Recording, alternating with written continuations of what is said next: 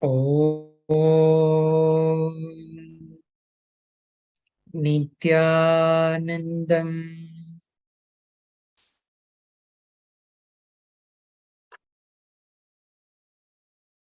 Yes. Now we'll move on to the power manifestation session. Please stay tuned for the power manifestation session. It will start soon.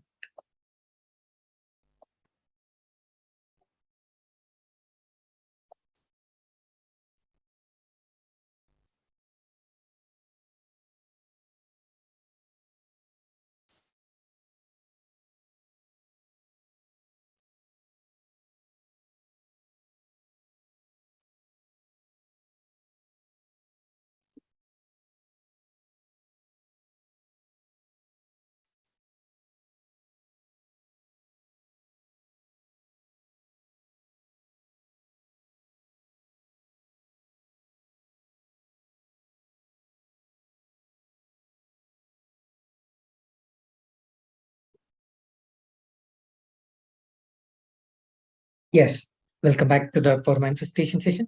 The security measures, as we all seen before, no photography, no videography, and no audio recording during the session. Those who are all connected in the two-way, please turn on your camera throughout the class. Yes. We are going to manifest the extraordinary powers of the divine. So manifesting Shaktis, and the every jnana, that is the ultimate truth mapped into your prajna, that is consciousness, manifest as prajnana, that is possibility and power of every being. This is the truth, essence of manifesting powers Bhagavan gave, that whatever you have as the powerful cognition as a jnana, that ultimate truth will manifest as prajnana.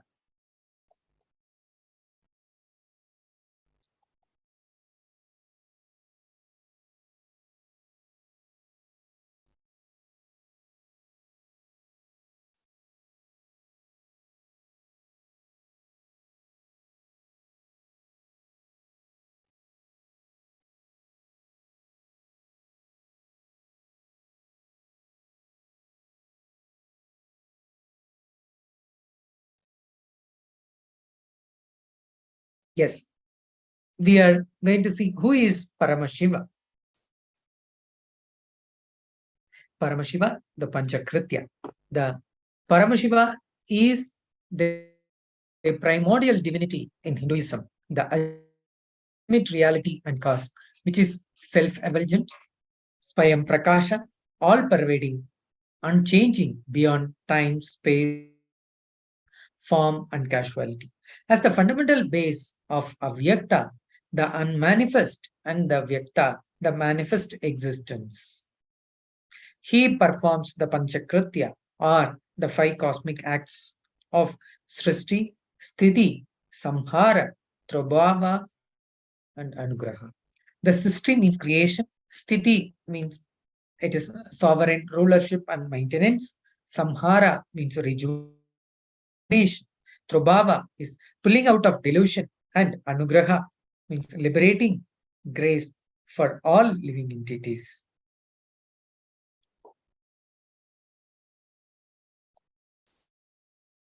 The five phases of Paramashiva, that is one, Srishti, that is manifestation, is manifested, manifestation is sustained, and manifestation is destroyed, manifestation is pulled out, delusion, manifestation is liberated.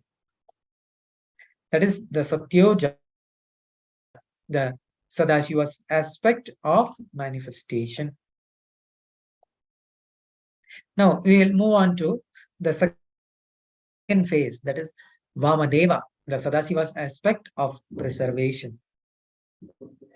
Sthiti, sustenance. Sustenance is manifested, sustenance is sustained, sustenance is rejuvenated, sustenance is pulled out of delusion, sustenance is liberated. Then we are going to see the third phase of Sadashiva is Agora Sadashiva, aspects of rejuvenation. Sadashiva's aspects of rejuvenation, samhara, that is rejuvenation, is manifested. Rejuvenation is sustaining. Rejuvenation is rejuvenated. Rejuvenation is pulled out. Delusion. Rejuvenation is liberated. Prabhava, that is delusion. Delusion is manifested. Delusion is sustained. Delusion is destroyed. And delusion is pulling out of the delusion. Delusion is liberated. Ishana, that is Sadashiva's aspect of liberation. Anugraha, liberation. Liberation is manifested. Liberation is sustained. Liberation is rejuvenated. Liberation is pulled out of delusion. Liberation is liberated. So, our Supreme Pontiff of Hinduism, Bhagavan Sri Nithyananda Paramashivam, is the river of KAILASA, the ancient enlightened civilization, the great cosmic borderless Hinduism. In His Divine Holiness is an avatar from and he is the Supreme Pontiff of Hinduism. His Divine Holiness has made signs of manifestation, yoga, temple-based universities for humanity, sovereign order of KAILASA, led by His Divine Holiness and Nithyananda order of monks, nuns, and Hindu diaspora are working for global peace to give a superconscious breakthrough to humanity. So Nithyananda Hindu University, the world's largest with extended campuses in 150 countries, is collecting, organizing, preserving, time capsuling, decoding, spreading, and reviving 20 million source books of Hinduism and 64 sacred arts, sciences like Ayurveda, music, dance, sculpting, astrology, Vastu, and many more. His Divine Holiness is the 293rd Guru Mahasannidhanam of Shamala Pita Sarvanya Pitam, the ancient apex body of Hinduism. And he is the present emperor of Suryavamsa Surangi Samrajyam. And he has survived the worst persecution of multiple assassination attempts on person and character by the anti-Hindu elements. KAILASA Paramashivoham is authenticated through 4 levels of evidences, that is on pramanas. You can say one is Shastra Pramana, the eternal, unchangeable truths revealed in the source scriptures. Second, there is After Pramana, or the experiences and the results of Aftas, or the authorities of Hinduism, the Vedic rishis and scientists who time tested and verified the science. Atma Pramana, that is account of His Divine Holiness Bhagavan Sri Nithyananda Paramashivam, this millennium's avatar, personal experience of manifestation, that is, and the fourth one is Pratyaksha Pramana, means the empirical evidences from observation and scientific determination. So now we all set up for the power manifestation. Now you have all these things ready to do the power manifestation. Now we are going to do first you can have your of living enlightenment, that is to get the powerful cognition from Bhagavan. And the second, you can have your paper and pen and the opaque cloth or the eye band, which you can cover the eyes to manifest the powers. Krista Shila, the granite slab, and camera with the timestamp. You can take your time to set up your camera during the power manifestation. You can record yourself and watch, like within how many minutes or the seconds you can able to manifest these powers. That is the secret of the third eye awakening. Now, the third eye, Agnya Chakra. You all know the between 2 eyebrows, the third eye is situated here. The Agnya Chakra, it is called just by initiation from Swamiji and being in one with Bhagavan Sri Nithyananda Paramashivam. he will initiate you with the third eye power. The verse for to manifest the power of third eye.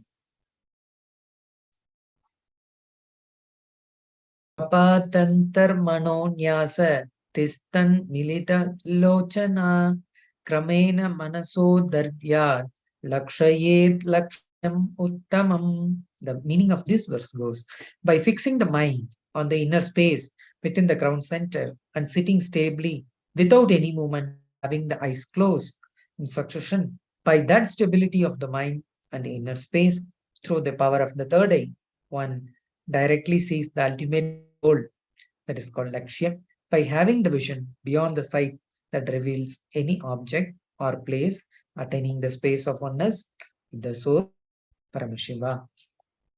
So the after pramana goes with the Sri Vishnu said, by the method of the emitting of the life-filled energy, Viryam, from divine third eye of Paramashiva onto the ground, will certainly be from that life-filled energy, the son of Paramashiva, named Skanda, will be born.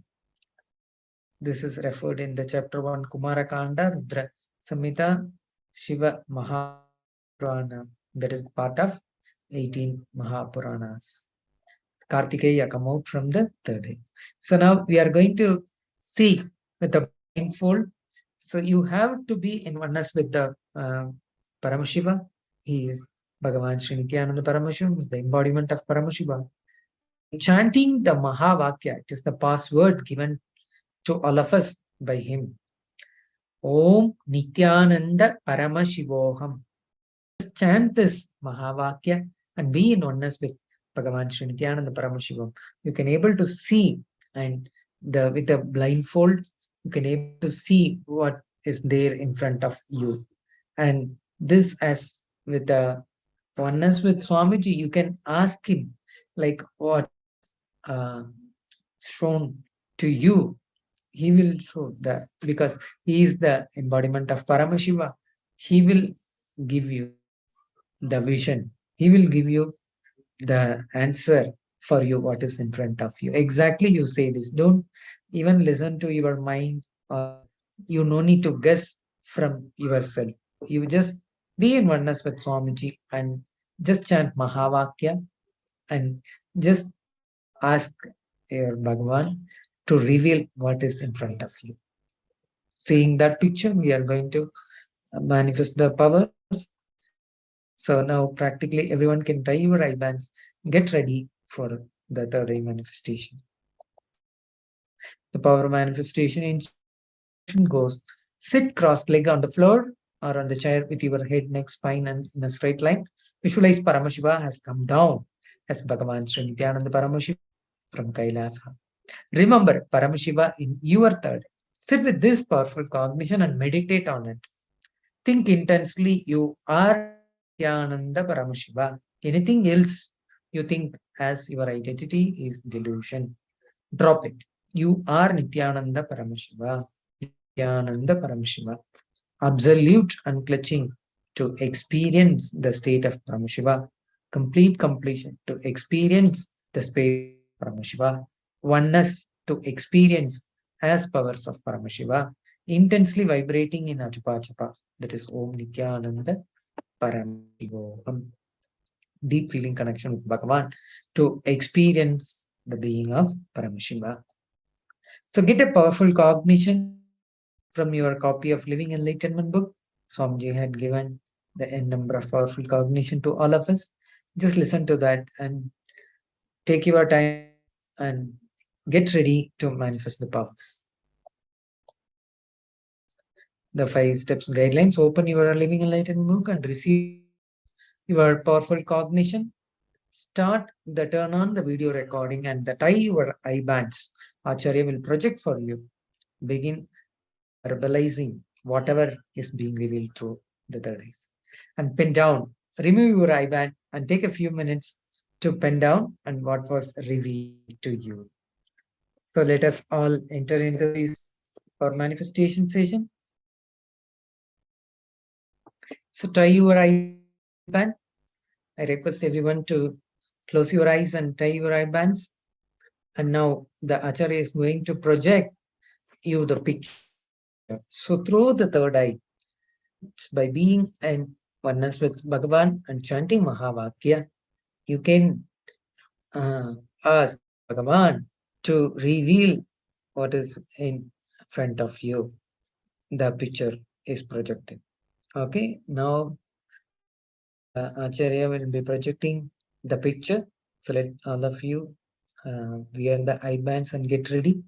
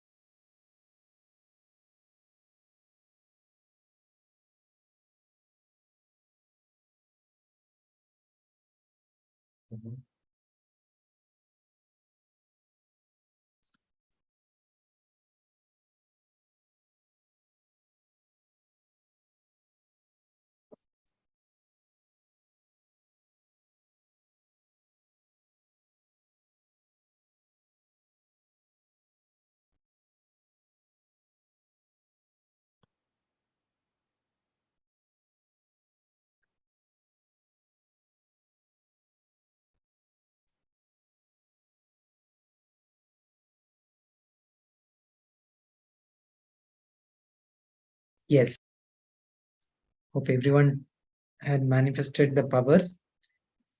I think you all had pen down what is shown to you through the third eye. What you got from Swamiji, you can just share it and then see. That is the Swamiji's picture with the Namaskara posture. Okay, now you can share your experience in the social media with the hashtag KAILASA and the hashtag Paramashivoham and hashtag Nithyananda. So with this, we are concluding the power manifestation session with the Purva Mantra.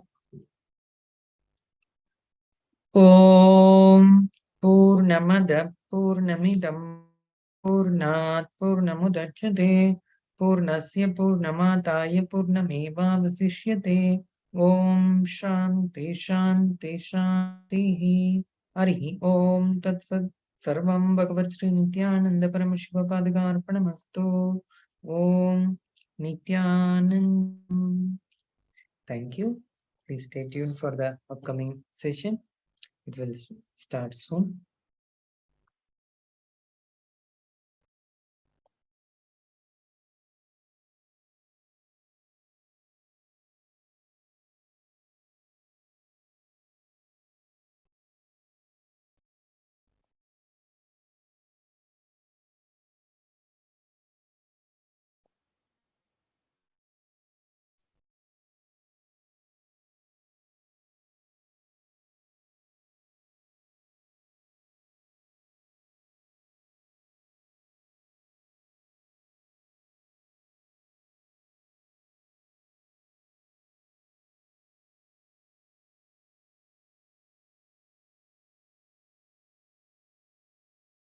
Yes.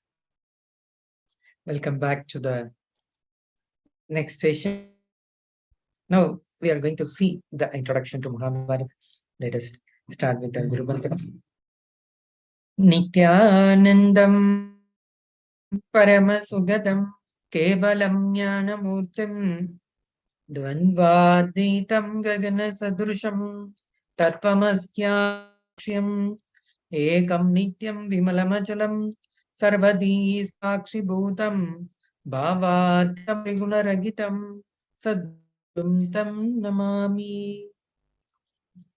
Nithyananda. Welcome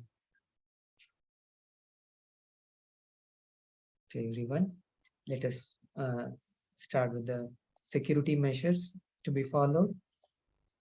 No photography and no videography and no audio recording during the sessions. And please be on the camera throughout the class. Now we are going to into the session called Introduction to Mahabharata. One of our Hindus actually knows about the Mahabharata. So let us see the insight what Bhagavan Sri Nithyananda Paramashivam is revealing to all of us. Gita is the sacred text incarnation of the absolute divine. Bhagavad Gita is part of the great Bharata's history narrated by Sri Vedavyasa, one of the great enlightened sages. Gita is scribed by Sri Ganesha, who embodies pure wisdom and joyful spontaneity. Gita is the sacred text incarnation of the absolute divine. It is narrated as the direct expression of the divine himself. It is because of Bhagavan Sri Krishna's direct presence that the Mahabharata unfolded in it. Bhagavad Gita is the indisputable authority of the greatest revelation of truth. The Gita is the sacred text, incarnation of the absolute divine. Mahabharata is the grand narrative, literally meaning great Bharata, is a grand narration about the nation and civilization, which is now known as India. It was then a nation ruled by King Bharata and his descendants. The verse Mahabharata, the grand narrative goes, Dharme chartecha kamecha mokshecha bharatarshaba yadi hasti dadanyatra yanne hastine tatvachari. The verse meaning of this goes, Ocean of Bharat race, whatever dharma, righteousness, and the artha, economic growth, kama, pleasure, and moksha exist in this text is found elsewhere. But what is not found in this text does not exist anywhere.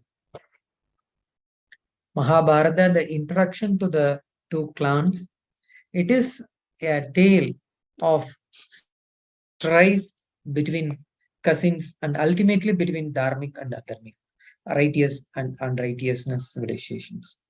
The true story of this perfectly recorded epic is about two warring clans, Kauravas and Pandavas, closely related to one another. Dhritarashtra, the blind king of Hastinapur and the father of the 100 Kaurava brothers, was the brother of Pandu, whose children were the 5 Pandava princes. The Mahabharata introduction to the two clans. Since Dhritarashtra was blind, Pandu was made the king of Hastinapura. Pandu was cursed by a sage that he would die if he ever entered into a physical relationship with his wives. He therefore had no children. Vyasa says that all the 5 Pandava children were born to their mothers Kundi and Madri through the blessing of divine beings. Pandu handed over the kingdom and his children to his blind brother Dhritarashtra and retired to meditate in the forest. Kunti and birth of the Pandavas through divine powers. Kundi, who is the embodiment of tapas, that is the spiritual penance, had received a boon when she was still a young unmarried adolescent that she could summon any divine power at will to father a child. Before she married, she tested the sun god Surya appeared before her. Karna was born to her as a result. In fear of social reprisals, she cast the newborn baby away in the river. Yudhishthira, Drona, Bhima, and Arjuna were born to Kundi after her marriage by invocation of her powers. And the twins, Nakula and Sakadeva, were born to Madri.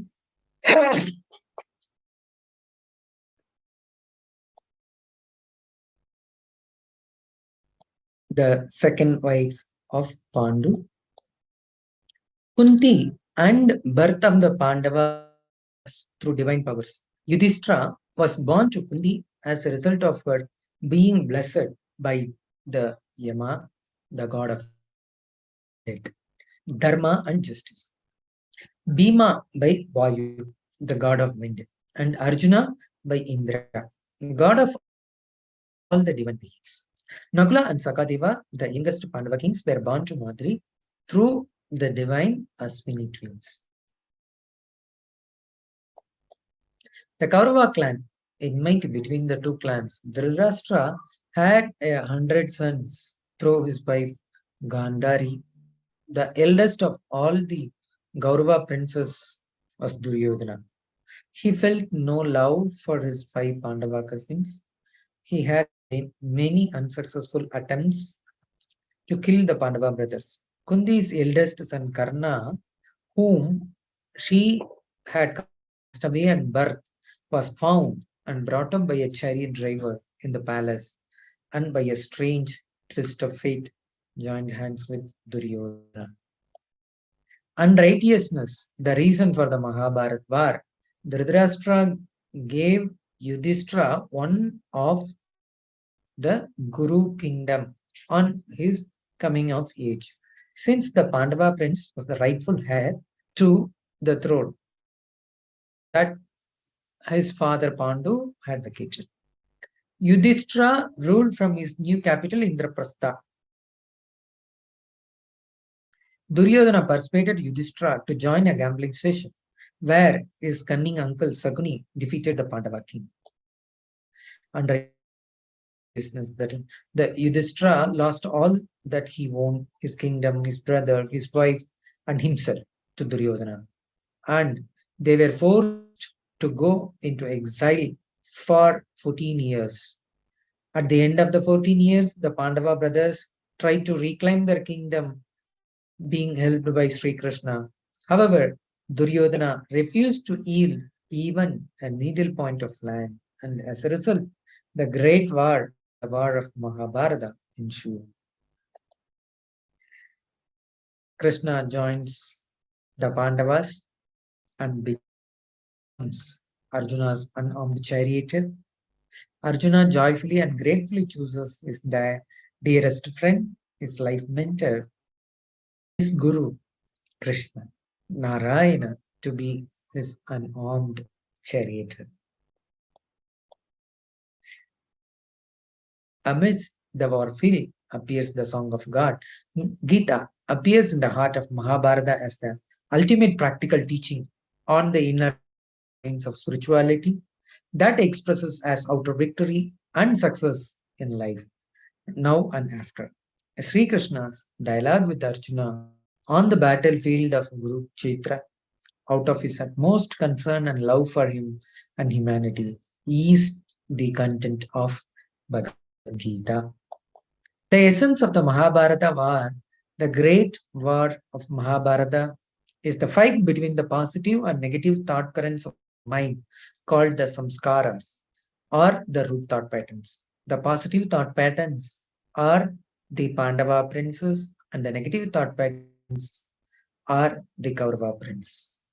Kurukshetra or the battlefield is the body. Arjuna is the individual consciousness. Sri Krishna is the enlightened master and the supreme consciousness driving and guiding the individual consciousness. Outcome of the Mahabharata war, Dharma always wins. All the Kaurava princes as well as all their commanders such as Bhishma, Drona, and Karna were killed in battle. The five Pandava brothers survived as winners and become the rulers of the combined kingdom. Dharmo rakshati rakshitaha. Dharma protects those who protect it. The great why each one of us has to discover. Bhagavad Gita opens with a great why, reflecting the personal crisis that we all face at some point of our lives. This why can be answered in a very simple way. You are here to manifest your ultimate possibility. But each one of us has to discover our own answer to this why. This great why is the seed of God Himself. Why is the Virya put into your very DNA structure? To help you realize yourself. Only Bhagavan, one possessed with infinite powers and infinite knowledge, can declare the immeasurable and the eternal nature of the self, and also give the direct experience of the self to Arjuna in Vishwarupa Darshan, yoga, and culminate it with moksha, sannyasa yoga, the yoga of liberation. The essence of the whole Bhagavad Gita is the master awakening responsibility in the disciple. That is why everywhere the Gita talks only about responsibility. Mahabharata, the personification of Gita. Mahabharata is a book where the personification of each quality appears as one character. You live so many different experiences in your life. You carry so many parts. One part of you is integrity. One part of you is authenticity. One part of you is self-doubt. Some part of you is self-hatred. One part of you is knowledge. One part of you compassion. One part of you is violence. One part of you is cunningness. So when all these parts are fully awakened, you are full bloom. Then you are Krishna.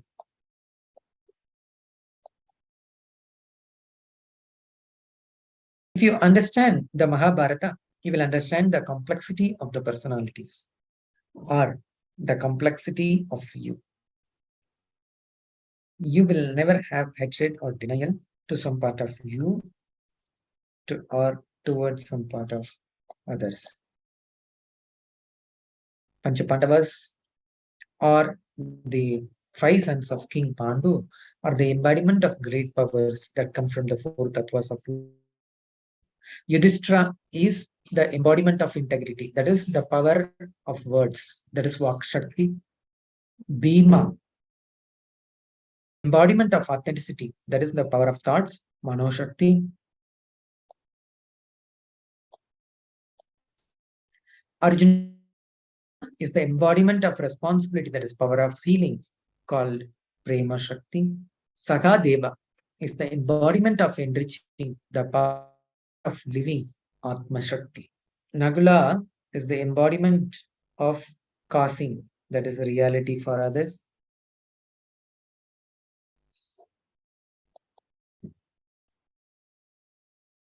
Tapaha aligns with the different powers of nature. Kundi is the mother of Panchapandavas. She is the embodiment of tapas, penance.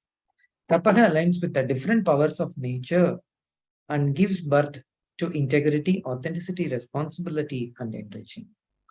Mahabharata is actually your life. It is nothing but the story of all incompletions. Your body is the earthly kingdom that is attacked by your incompletions, the root patterns of self-doubt, self-hatred, and self-denial that weigh you down and forbid the four tattvas to manifest as your great power. The war field of your life. In the war field of your life stand the Kauravas, Dhritarashtra, Sakuni, and Duryodhana, along with the Bhishma, that is the great grandfather, and the Karna, the eldest of the Pandavas. Dhritarashtra is the self-doubt in you. Duryodhana is the self-denial in you. Sakuni is the self-hatred in you. Karna is the charity and the compassion in you. Bhishma is the dharma in you, the undying darkness. But because of the wrong association with the self-denial, with your charity and righteousness, turn powerless and give up their pure inner space. Self-doubt, Dhritarashtra joins with self-destruction, Gandhari, and gives birth to self-denial patterns. The Kauravas, Duryodhanas, and his brothers.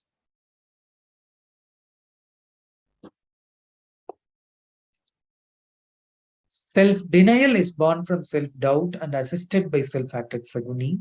Self-doubt is blind like Dhritarashtra. Self-hatred is cunning like Saguni. Self-denial is stupid like Duryodhana. When you start the war of your life, integrity, that is Yudhishthira, never looks like he is going to win the war with a self-denial. But when you complete with these root patterns, you cause what you want as reality in your life. You rewrite your future. Carry integrity, authenticity, responsibility, and enriching. You will always have the Guru's grace on you. When Guru is on your side, you can win any war of life and create the ultimate reality of your life. When you carry the inner space of Pandavas in your very being and live the four tattvas sincerely, you will always have the grace, protection, and powers of Sri Krishna. When you surrender to the Master of Masters, Sri Krishna, what you lack will be showered on you, and what you have will be protected for you. Yoga Chemam Mahamyakam. So, with this, now we are ending this session. The signs and powers that they can use at work, school, personal life, and knowledge that knows no boundaries. Guru disciple relationship is the most rare happening with the ultimate. We look forward to receiving them to our family. With this, we are concluding this session with the Purna Mantra. Om Purnamada Purnamidam Purnat Purnamudachyate Purnasya Purnamataya Purnameva Vasishyate. Om Shanti Shanti Shanti Harihi Om Tat Sarvam Bhagavat Sri Nithyananda Paramashiva Padakarpanamastu. Om Nithyanandam. Thank you for joining us. Let us be stay tuned for the upcoming sessions.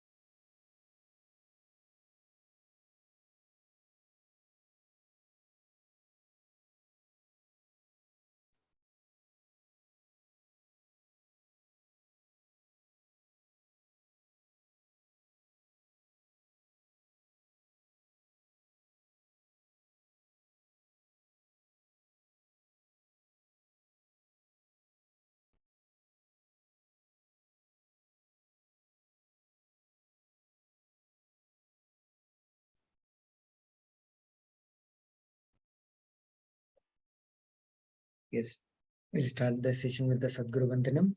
Nithyanandam Paramashivoham Kevalam Jnanamurtim Dvandvaditam Gagana Sadurusham Tatvamasyadi Lakshyam Ekam Nityam Vimalamachalam Sarvadi Sakshi Bhutam Bhavaditam Trigunaragitam Sadgurum Tam Namami.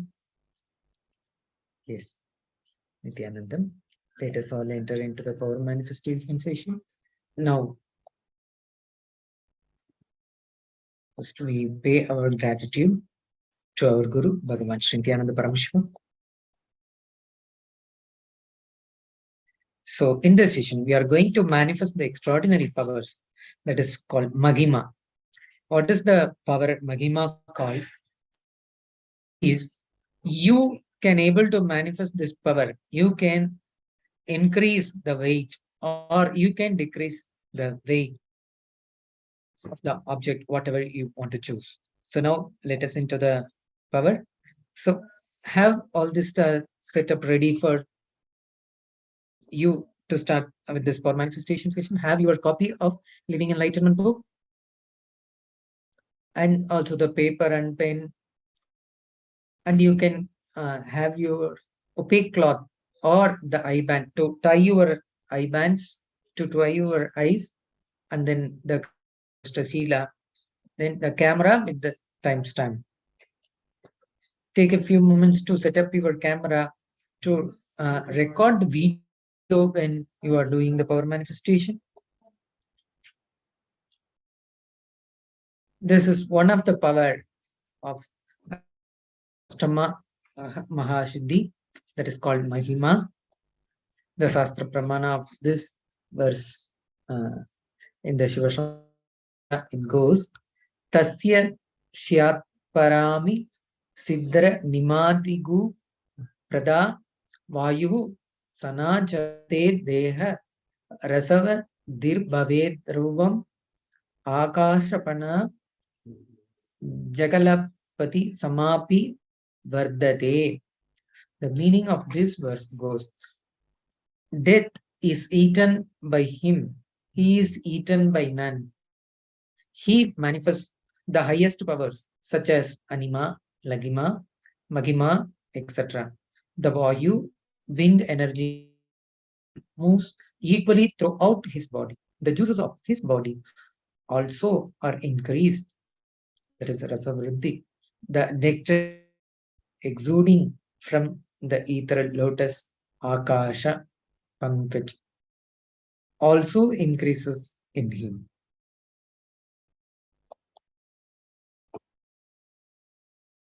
So you can choose now one of the object which you want to do with the power manifestation now. So you can either you can increase or decrease the weight of the object which you choose. This is the power called Mahima. So you can choose the object. Now sit cross leg on the floor with your head, neck, spine in a straight line.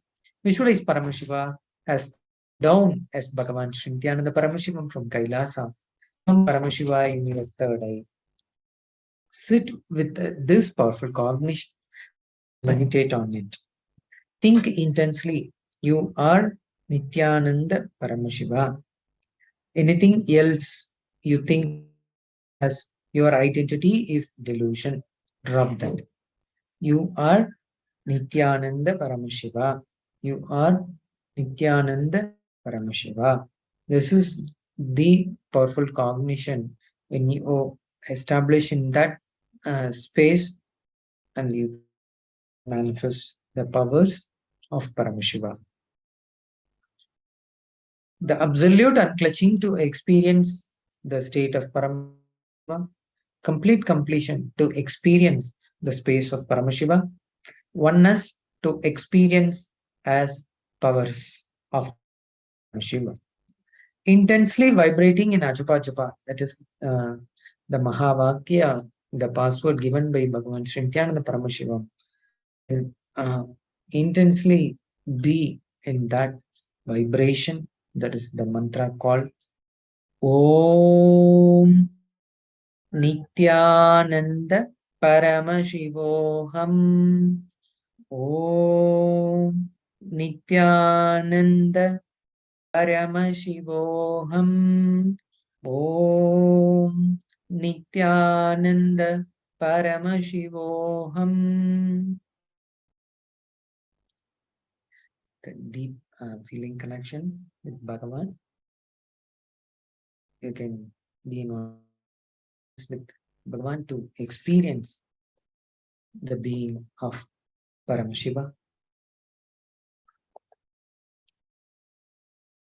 Now, have your copy of Living Enlightenment and get a powerful cognition from that book. This will help you to manifest powers.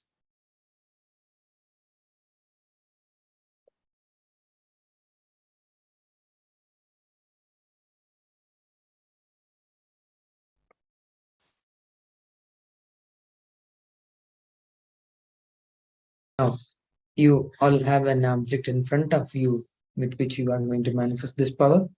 Turn on the video recording, and when you start with that, you can weigh the object with a weighing machine or the scale and note it down. And now declare the change of weight that you are going to manifest.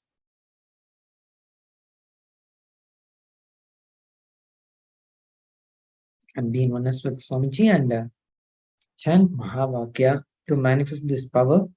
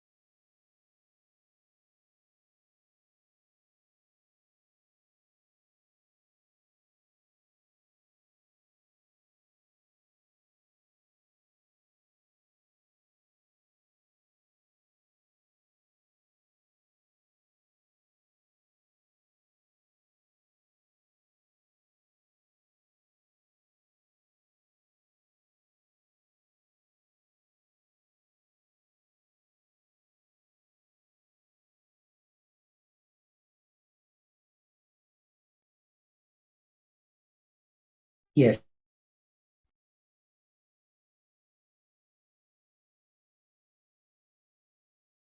You all can open your eyes and then see the object which you choose. And weight of that object increased or either the decreased. You can pen down and share your experience with the social media.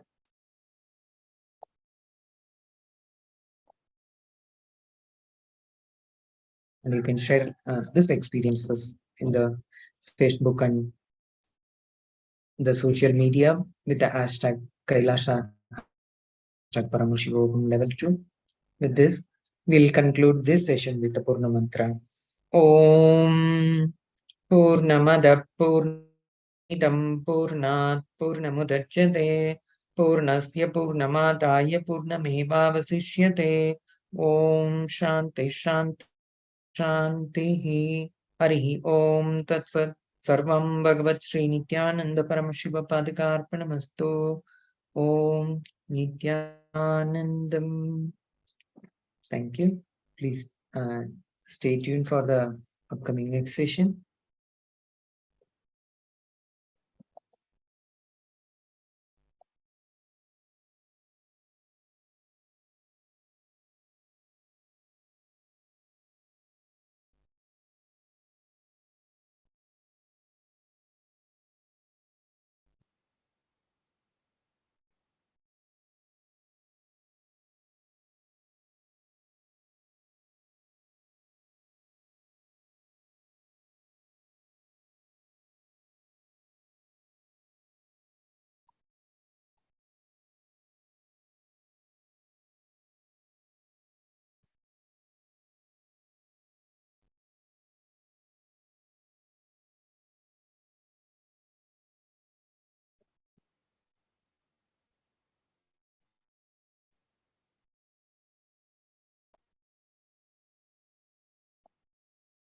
Yes.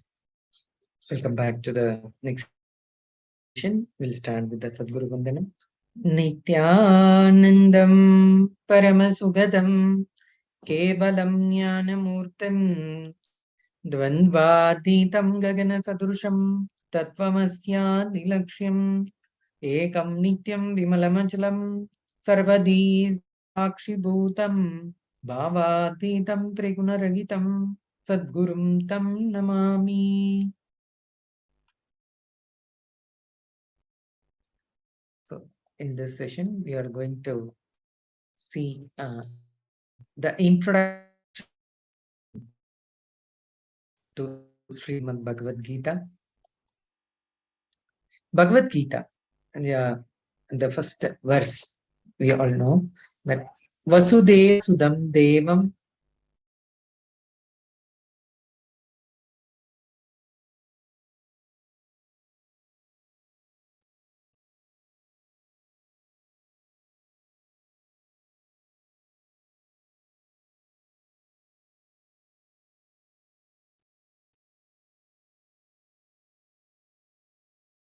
Yes, the meaning of this verse goes, I salute you, Bhagavan Krishna, Guru, the master of the world, the son of Vasudeva, supreme bliss of Devaki, destroyer of Kamsa and Chanura. Srimad Bhagavad Gita is the song of God. It is the manual for human. Bhagavan Krishna expounds the knowledge of enlightenment through different paths to Arjuna, who represents humanity and its sufferings. Bhagavad Gita conveys the essence of knowledge contained in all written and oral Vedic truths to enrich the simplest to complex humans at on all planes. It contains the royal supreme knowledge and the royal secret of secrets, that is Rajavidya, Rajaguhyam.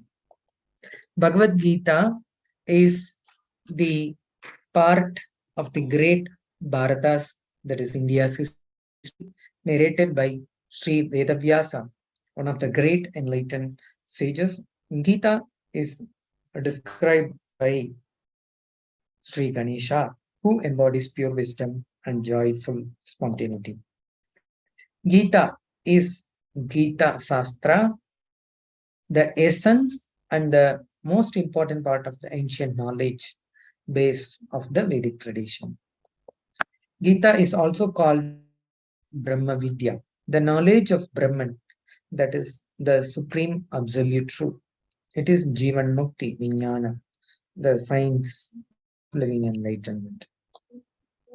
The after pramana of this verse, Sarvo Upanishado Gavad Dugda Gopala Nandanaha Partho Vastu Sudhir Bhokta Duktam Gitamritam Mahat. These Gita Upanishads, Bhagavad Gita, the essence of all the Upanishads is just like a cow. And the Lord Krishna, who is famous as a cowherd boy, is milking this cow. Arjuna is just like a calf, and learned scholars and pure devotees are to drink the nectarian milk of Bhagavad Gita. Gita is Shastra. Life will always be a mix of the good and the bad, the divine and the evil. Choosing one over the other does not enrich. We need to complete and go beyond both. It gives a clear intellectual understanding about life, death, soul, about the great why of life, as well as the what of life, the do's and don'ts, rules and regulations. Gita belongs to the whole universe. The essence of the whole Bhagavad Gita is the master awakening a responsibility in the disciple. That is why everywhere the Gita talks only about responsibility.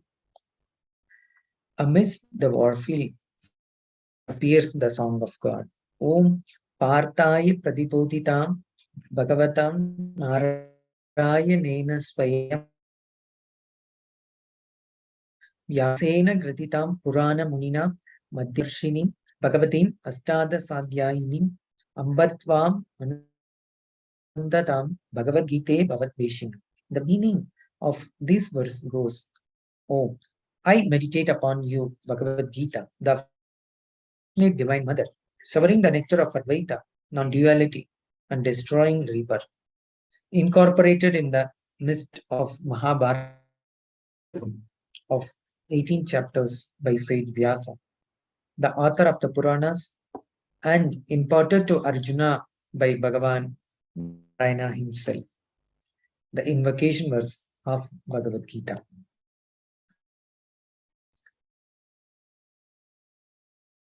Srimad Gita, the only book which is stotra into the Bhagavan's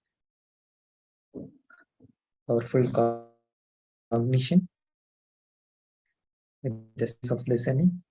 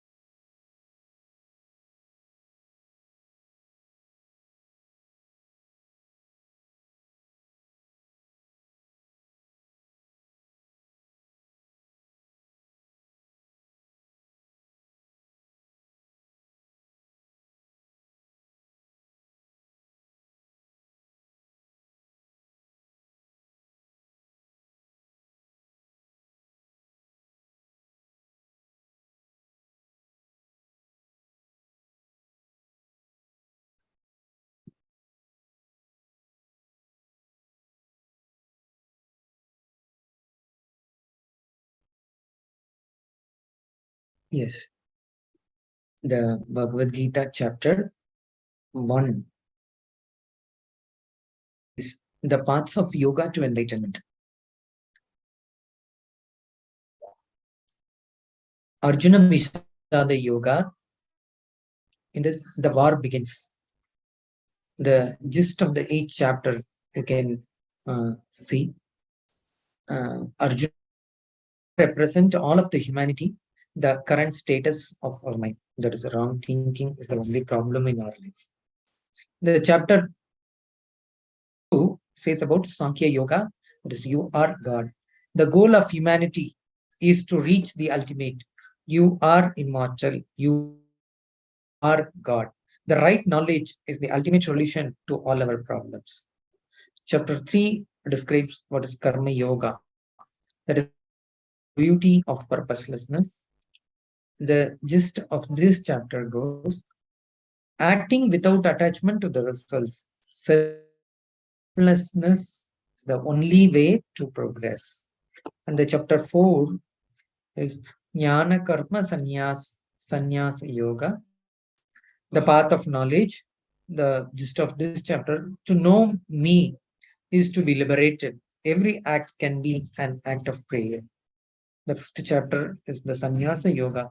Live all your possibilities. Renounce the ego of individuality and rejoice in the bliss of higher consciousness daily.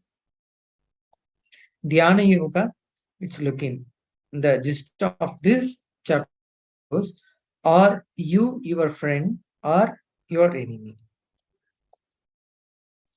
The chapter 7, it's is about Jnana Vijnana Yoga. That is, listen, cognize, and radiate. The gist of this chapter goes, that I am eternal, no one knows me. The chapter 8 is called Akshara Brahma Yoga, the art of living. Remember me constantly, be sure to reach me. The chapter 9 goes Rajavidya Rajagukya Yoga. Secret of all secrets, anyone can reach me, worship me in any form, but with the devotion. The chapter 10, it is Vibhuti Yoga. You are the ultimate, the experience, the light of knowledge. There is no end to my glory. Chapter 11, it is Vishwarupa Darshan Yoga. The Krishna, the cosmic window. Get up and gain glory. Be not afraid. You are everything and everywhere. Chapter 12, there is Bhakti Yoga. Love is your very life. Fix your mind on me, live in me, always work for me. Chapter 13 goes Kshetrajna Vibhaga Yoga, the field and the knower of the field. What you know is not you. Consciousness is eternal. The chapter 14 is Gunatraya Vibhaga Yoga. Find your root pattern and complete. The natural attributes Gunas going beyond the Gunas. Chapter 15 says Purushottama Yoga. No questions, only doubts. Mind is the conditioning. That is, you are your samskaras, the gist of this chapter. And the chapter 6th is Daivasura Sambat Vibhaga Yoga. You and me. The gist of this chapter is when your ego dissolves, whatever is left is existent. It is divine. Chapter 17th goes Sraddhatraya Vibhaga Yoga, authenticity, straight way to liberation. Trust and authenticity, choosing the right over the pleasant is a sign of power. The chapter 18th is Moksha Sannyasa Yoga. Drop everything and surrender. Surrender to me. I liberate you. Let go. Let's move to oneness with God. So this is the introductions of Bhagavad Gita. Let us all have the gift from Bhagavan in this session. The book called The Essence of Bhagavad Gita Decoded. Download this book. You can have the gift from Swamiji. With this, we'll move on to the next session, the power manifestation session. Please be online for the next upcoming power manifestation session.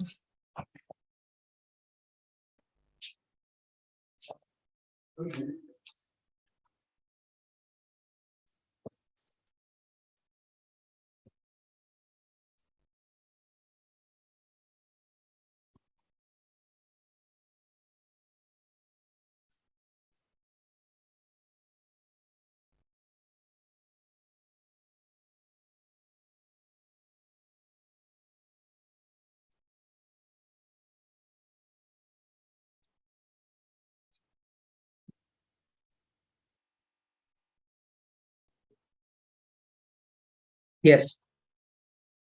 Now let us start the manifestation session. In this we are going to manifest the power called Mahima. That is one of the Astama Siddhi.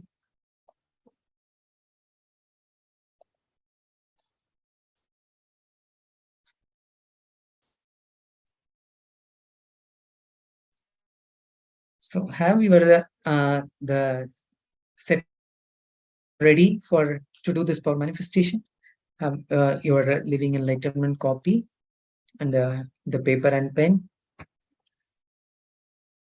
to manifest the powers with the opaque cloth or the eye band and the crystal Shila or the granite slab, and set up the camera with the timestamp to record. When you do the power manifestation, you can record your, like, in how many seconds you are going to manifest these powers, that you can record and then replay and watch yourself and share it to the media. Now we are going to see the power of Ashtamahashiddhi. The Shastra Pramana of this power on Ashtamahashaktis goes: Maranam katyate tena sha kenopi na katyate tasya syapparam mashiddhira nimadigu napradi vayuhu sanacharate deha rasava vidir bhaved dhruvam akashabano jagolapati samapi vardate. The meaning of this verse goes: death is eaten by him, he is eaten by none. He manifests the highest power such as Anima, Lagima, Mahima, etc. The Vayu, wind energy, moves equally throughout his body. The juice of his body also increased the Rashavriddhi. The nectar exuding from the ether lotus, Akasha, that is Pankaj, increase in him. So this Mahima power, you are going to select one of the object. You can choose anything like a coconut or a fruit or whatever the object you have near to you, and you can increase or decrease the weight of the object just by manifesting these powers. You can also experience now. So let us enter into the instructions, requesting everyone to sit in a cross-legged on the floor or on the chair with your head, neck, and spine in a straight line. Visualize Paramashiva has come down, Bhagavan Sri Nithyananda Paramashivam from KAILASA. Remember Paramashiva in your third eye, that is the Agni Chakra. Sit with this powerful cognition and meditate on it. Think intensely, you are Nithyananda Paramashiva. Anything else you think as your identity is delusion. Drop it.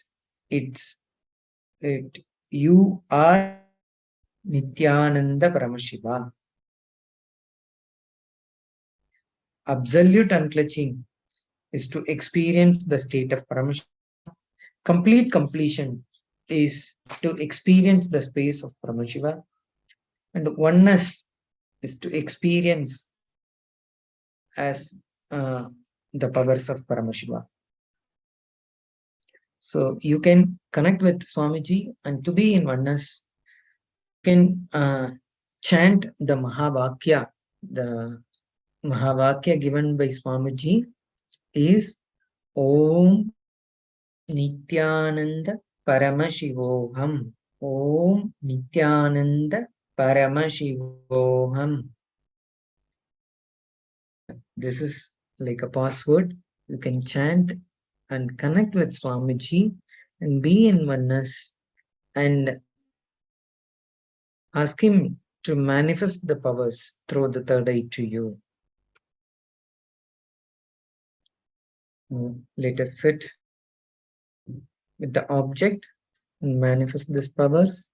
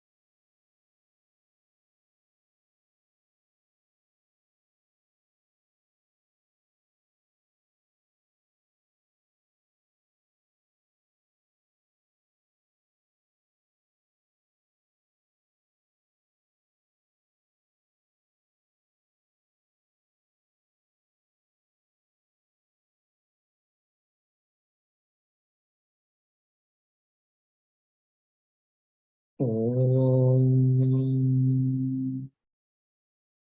Nithyanandam.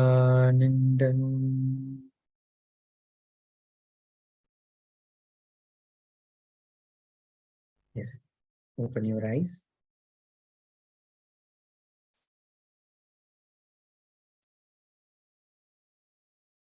Yes, hope everyone manifested the powers.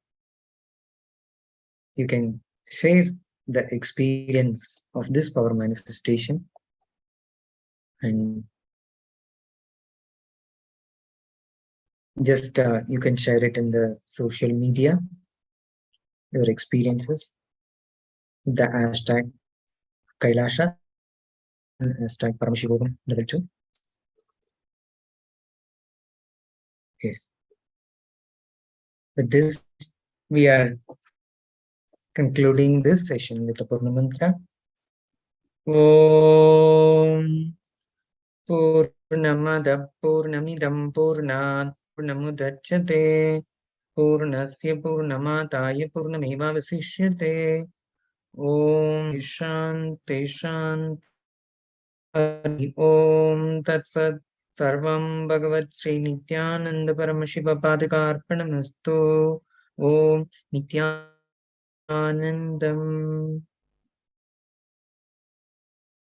Thank you. Let us stay tuned for the next upcoming session. Next Acharya will come and continue with the next session. Thank you.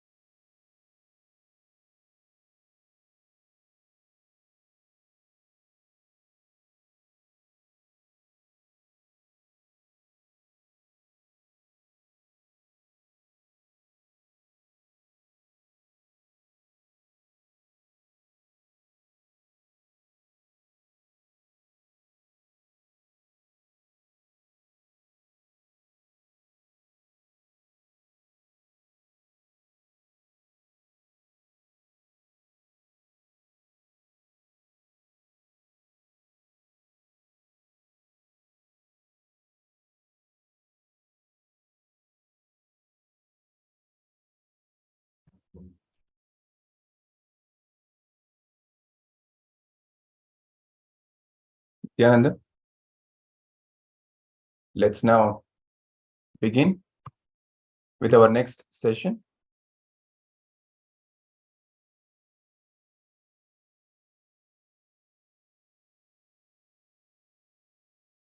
This session is on Guru Dakshina. Today we are receiving the powerful cognitions from Bhagavan Sri Krishna through the retelling of the story of the happening of Sri Krishna and the Bhagavad Gita from the Supreme Pontiff of Hinduism, Bhagavan Nithyananda Paramashivam. And as we continue in this powerful and exciting journey of experiencing Bhagavan Sri Krishna within ourselves, the space of completion that he radiated and the space of cosmic love that he symbolizes, manifesting all of that in our own lives, is the theme of today's Day 12 of Paramashivoham Level 2. And in this series of sessions, let's now begin the next session, which is on Guru Dakshina. So we begin the session by invoking the divine presence of our beloved Guru, the Supreme Pontiff of Hinduism, Bhagavan Nithyananda Paramashivam, chanting Sadguru Vandana. Nithyanandam Paramasukadam Kevalam Jnanamurtim Dvandvatitam Gagana Sadrisham Tattvamasyaadhilaksham Ekam Nityam Vimalamachalam Sarvadhi Sakshi Bhutam Bhavatitam Trigunarahitam Sadgurum Tam Namami. Security measures from KAILASA's National Security Agency. Photography, video, and audio recording of any kind is strictly prohibited during all the sessions. Be on mute and be on camera throughout the class. If you need to step out in any unavoidable situation only, please inform the digital security officer or the concerned Acharya. Dakshina is a sacred offering made by the disciple onto the Guru as a mark of deep gratitude for happening in our life and choosing us to bestow the auspicious Paramashivatva in us.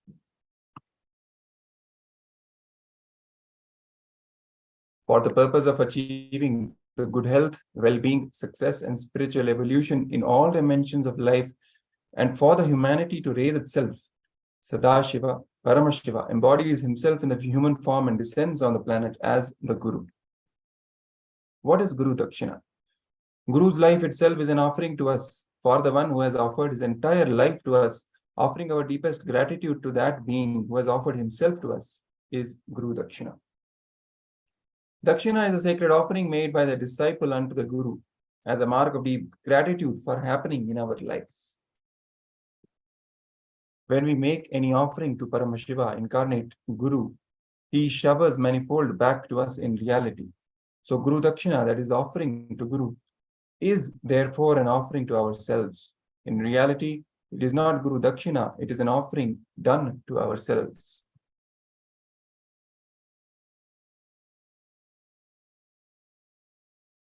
Tradition says, these 5 people you should never meet empty-handed.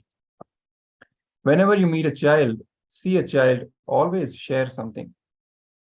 Second, a pregnant woman who is carrying one more life. Whenever you see her, always share something. Third, a beggar in the street or anywhere, person who is in need, poor, always share something. Fourth, a sadhu, always share something. Fifth, a person you should not go meet empty-handed, you should always give something, is Guru.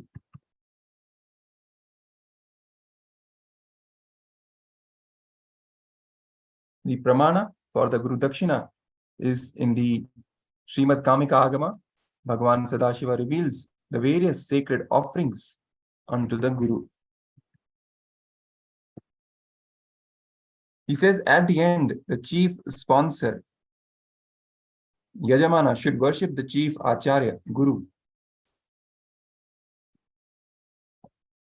and honor him with new cloth, gold ring, and others. The worthy materials used in this yajna, such as golden cloth and others, should be dedicated to the acharyas. They should not be given to others for their enjoyment. All those substances left over in the yajna and the decorative materials of the pavilion, that is mandapa, and standila, clothes, gold, kumbha, kalashas, torana, the ladles, shruk and shruva, 8 auspicious objects, ashtamangala, 9 gems, the remaining portion of the naivedyam and the care, valaya and prapa of the pavilion and other materials used in snapana and others. All these should be dedicated to the chief acharya only, who hails from the lineage of affiliated to the gocharas.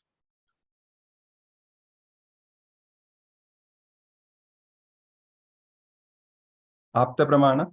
In the great epic of Mahabharata, Ekalavya was a young boy who was practicing archery in the forest.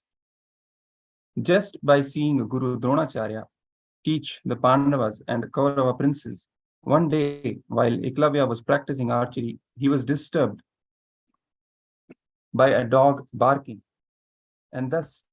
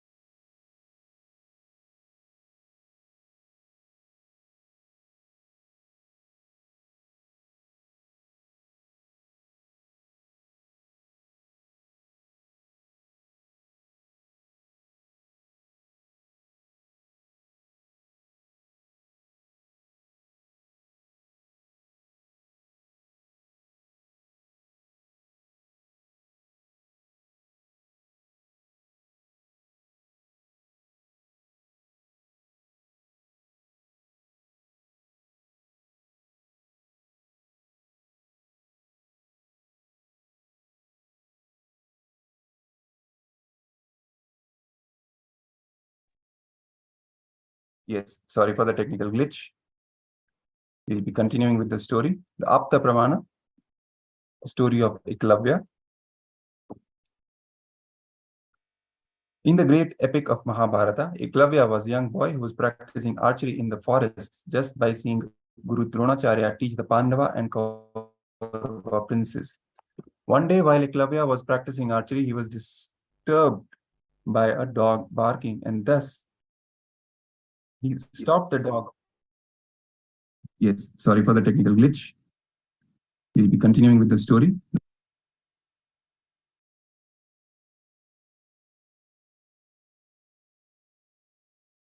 One day, while Ekalavya was practicing archery, he was disturbed by a dog barking, and thus he stopped the dog's barking by throwing 7 arrows in its mouth. The dog ran towards Pandava and Kaurava princes. Everyone was surprised as the arrows were arranged in the mouth such that it could not hurt and did not cause injury. Seeing this talent, Arjuna, along with Dronacharya, went in search of the archer who demonstrated such a skill, and they reached to the Ekalavya's ashram. Seeing the Guru, Ekalavya fell at the lotus feet of Guru Dronacharya, inquired about the teacher who taught him the archery skills. Ekalavya pointed at a statue of Dronacharya that he had carved from the wood. Dronacharya blessed Ekalavya for his integrity towards the Guru. Ekalavya then asked Dronacharya what he wanted as a Guru Dakshina.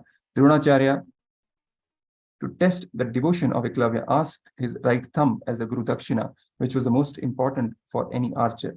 Ekalavya, without a moment of hesitation, cut his right thumb and offered it as Guru Dakshina. Overwhelmed by his Guru Bhakti, Dronacharya blessed him that there would many archers, there would be many archers who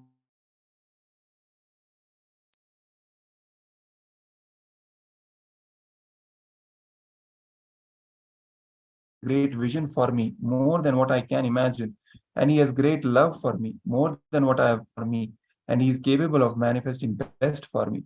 Having this trust for Guru and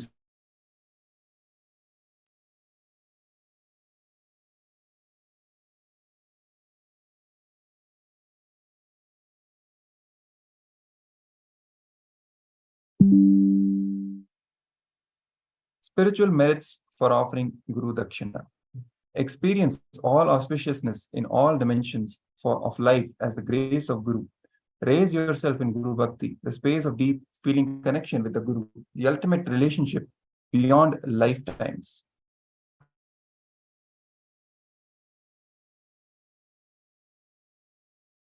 Destroy karma and incompletions as the Guru accepts your offerings. Be gifted with health, wealth, and well-being and completion in all levels. Live in the great path of oneness with Paramashiva, Paramashivatva, and manifest his Shaktis.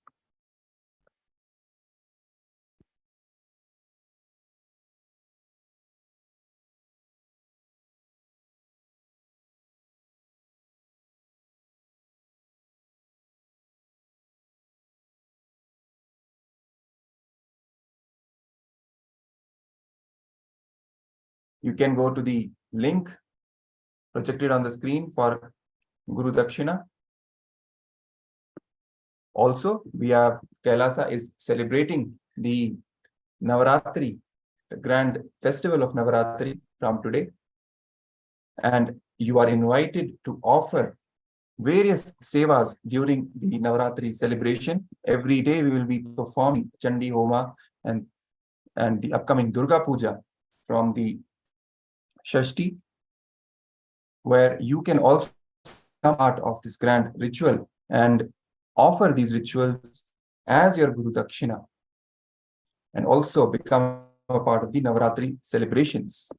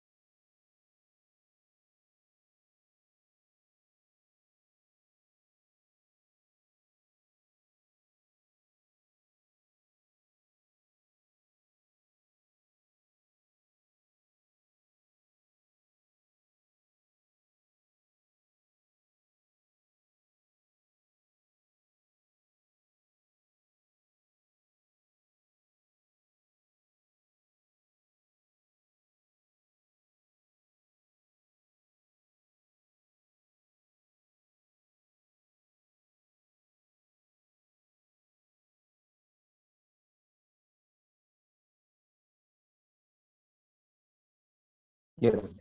So as you can see, this is the landing page, official landing page of KAILASA's Navaratri celebrations with the Supreme Pontiff of Hinduism, the 2023 Navaratri from 15th to 24th October, ending in the Vijayadashmi celebrations.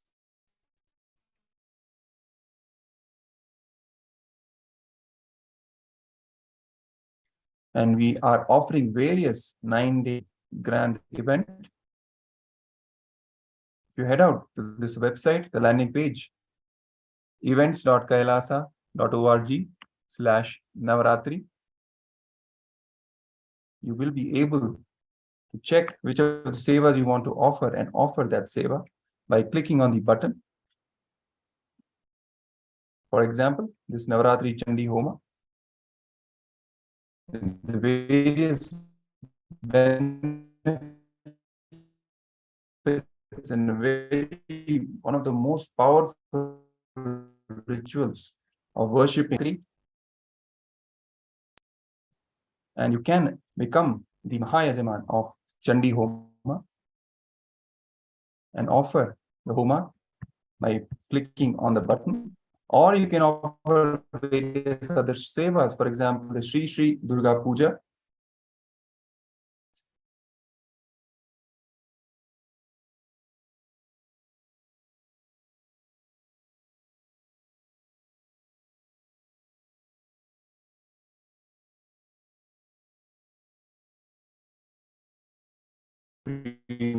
Pontiff of Hinduism, Bhagavan Nithyananda special Pada Pujas each and every day during the darshan time, during the live darshan with the Supreme Pontiff of Hinduism,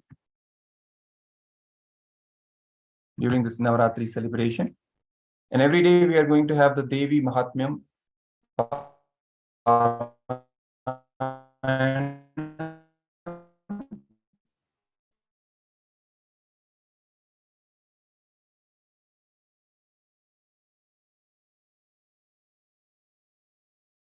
the most powerful from your side, the Devi Parayana, by clicking on this button, this Seva, Parayana Seva, Shodashi and Navakshari Homa, again, every day will be offered, which you can become a part of. Alankara Deeparatana every day as a part of the daily puja, the Deeparadhana, which will be happening from the Kailasa's temples all over the world. And all the deities, especially the Devi and the Supreme Pontiff of Hinduism, they will be decorated with the most exquisite jewels and clothings. And you can offer this Alankara Deeparadhana Seva every day. You just need to click on this button.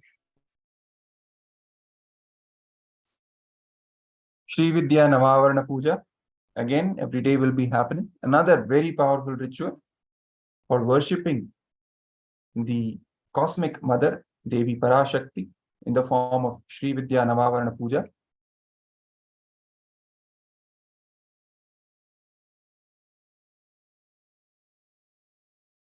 Then the various days, various pujas, which form the part of the Durga Puja, the Mahasaptami Puja, the Mahaashtami Puja, you can offer each of these pujas by clicking on their respective buttons. The Mahanavami Durga Puja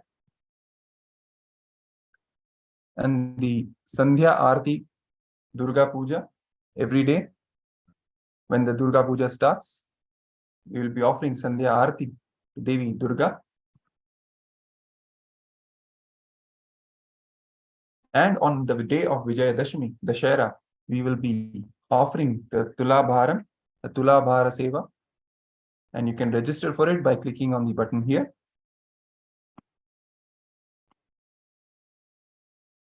Sandhi Puja, the most powerful and important, significant puja in the entire Durga Puja is the Sandhi Puja.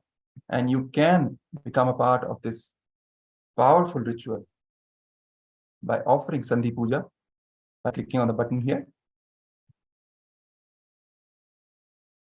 So these are the various sevas which will be offered during Kailasa's Navaratri celebrations beginning today.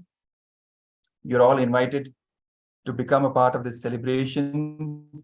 Attend all these rituals, homas, sevas, Navavarna Puja, Chandi Homa, Durga Puja, Sandhi Puja, Sandhya Arati, Deeparadhana, and of course, the Pratyaksha Pada Puja. You can offer these rituals, get all the benefits, get the blessings of the Supreme Pontiff of Hinduism, who is the very incarnation of the Cosmic Mother, Devi Paramashiva Shakti, who can literally bring the flood of divine love in your life and give a breakthrough to your life and heal you, because the mother energy is the healing energy. So this Navaratri, let's offer our Guru Dakshina to the Supreme Pontiff of Hinduism, Bhagavan Nithyananda Paramashivam, our beloved Guru, in the form of Devi Parashakti, since it is the starting of the Navaratri celebration through the offering of various sevas, which will be offered by the KAILASA's global temples worldwide, and you can become a part of these sevas, offer these sevas. Yes.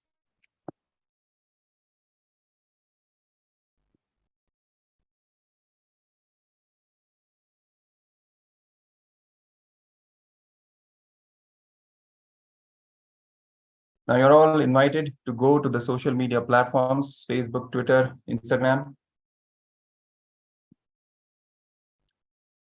and share the latest posts which are being shared on these official handles of the Supreme Pontiff of Hinduism in your own timelines, with your friends and family, with as many people as possible, and invite everyone to join the Paramashivoham Level 2 and get a breakthrough in your own life. So let's now end the session with the Purna Mantra and move on to the next session.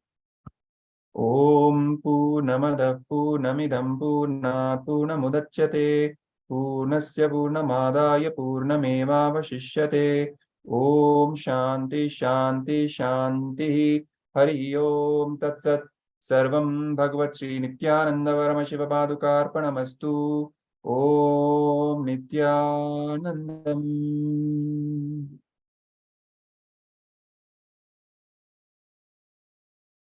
Yes. So now let's begin the next session.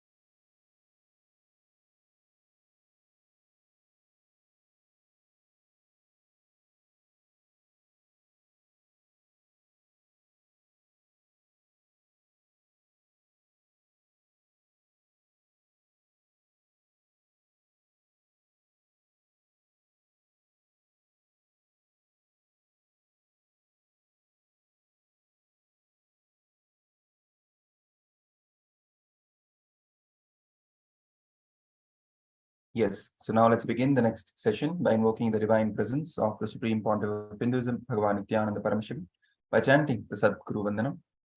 Nithyanandam Paramasukadam Kevalam Jnanamurtim Dvandvatitam Gagana Sadrisham Tattvamasya Ekam Nityam Vimalamachalam Sarvadi Sakshi Bhutam Bhavatitam Trigunarahitam Sadgurum Tam Namami. Security measures from KAILASA's National Security Agency. Photography, videography, audio recording of any kind is strictly prohibited during all the sessions. Please be on mute and be on camera throughout the class. If you need to step out in any unavoidable situation only, please inform the digital security officer or the concerned Acharya. Why Arjuna? That is the theme of this session. Why Arjuna? Arjuna Vishada Yoga, Arjuna's dilemma. So this is the first chapter of the Bhagavad Gita. The name of the chapter is Arjuna Vishada Yoga, Arjuna's dilemma. Swamiji says, Arjuna, the most courageous fighter amongst the Pandava princes, the darling of all his teachers, and the close friend of Krishna. In deep dilemma, deep incompletion, Arjuna is both the yogi and the Kshatriya, warrior. As a yogi, he is deeply spiritual, centered, and complete within himself, and deeply aware and integrated to his moral and ethical obligations. As the Kshatriya warrior, Arjuna is the warrior leader, empowered with responsibility, ready to avenge, ready to impose order and control for protecting and upholding dharma. He is the typical Kshatriya prince. Only with enlightenment is it possible to continuously, consistently proceed with both these personalities of inner completion as a yogi and outer responsibility to enrich as a warrior leader without faltering. Arjuna falters as he faces his enemies, his family members, his family, mentors, friends, Swajanam, Sarvajanam, as his enemies and on the battlefield of great Mahabharata war. His dilemma unfolds. Arjuna's dilemma is such that he is now able to be neither a yogi nor a kshatriya. He loses his pace of completion and falls into such deep grief that bewilders his mind.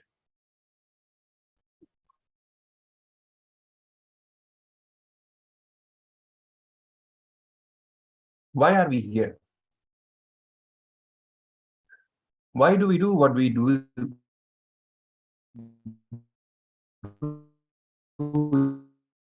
in our lives? Why don't we find fulfillment even after years? It becomes path even required. Bhagavad Gita, chapter 1, verse 21.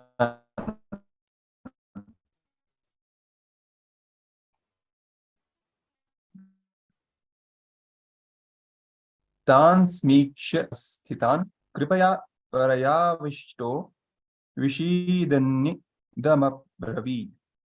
When Arjuna, the son of Kunti, saw all these friends and relatives present there, he was overwhelmed with deep pity and said, Arjuna's dilemma. Krishna, seeing my friends and relatives present before me, eager to wage war, I feel my limbs trembling, my mouth drying, and my hair standing on end.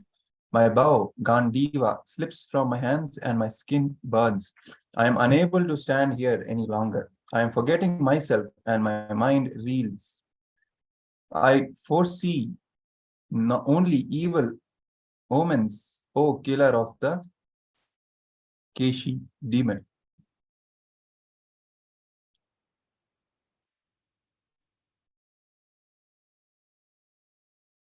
Arjuna's dilemma was not one of non-violence, ahimsa. As a Kshatriya, this word had no place in his dictionary. His dilemma was one of violence. Violence born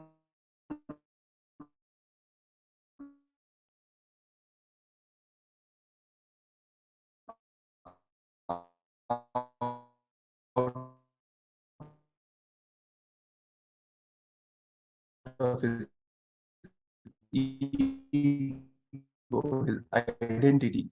He could was to destroy himself. Arjuna was overwhelmed with pity. It's not true compassion.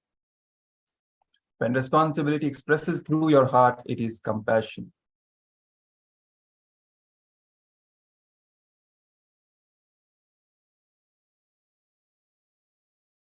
To the truly compassionate person, the whole world of both living and non-living beings is an extension of his own self.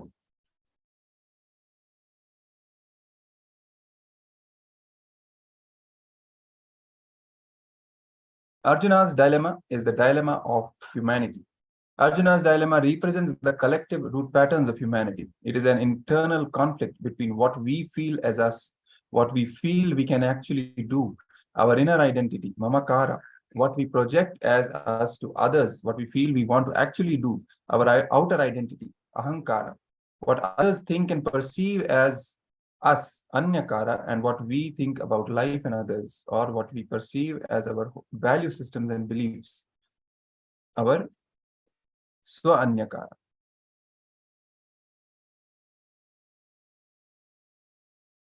utter confusion, dilemma is the first thing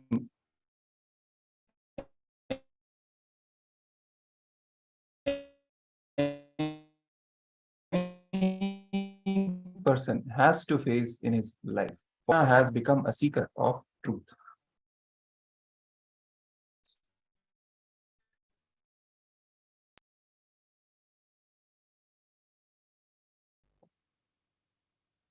If just the why is kept alive, why am I feeling powerless? Why am I feeling tired? Why am I feeling sick? Why am I just if the why is strong enough to take you to the logical conclusion, our problems will be solved. If we just keep this one question alive, why am I doing what I am doing?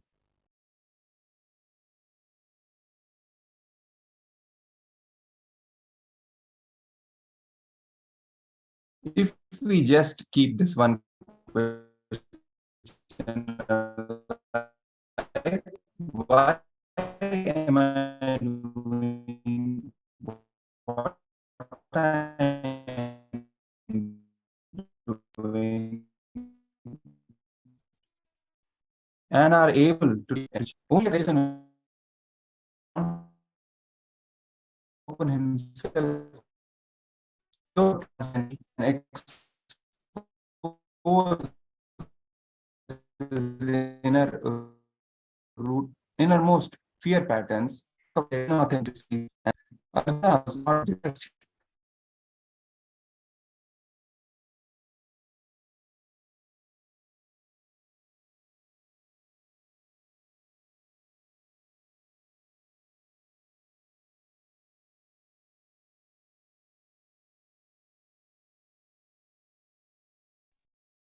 Sorry for the technical glitch. We will continue.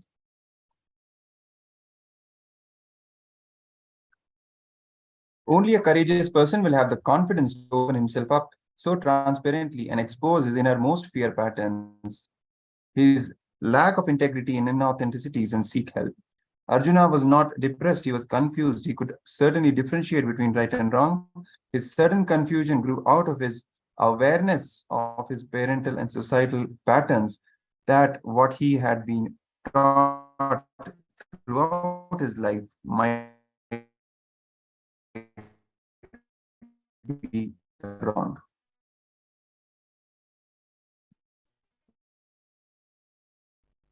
What is our thinking to stop and question our lives, our actions, and society's plan for us? Understand, the attitude of asking why needs awareness.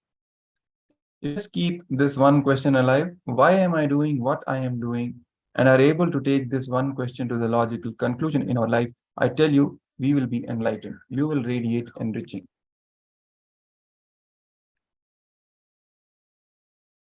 Arjuna was ready to give up on himself. He had collapsed both psychologically and physiologically.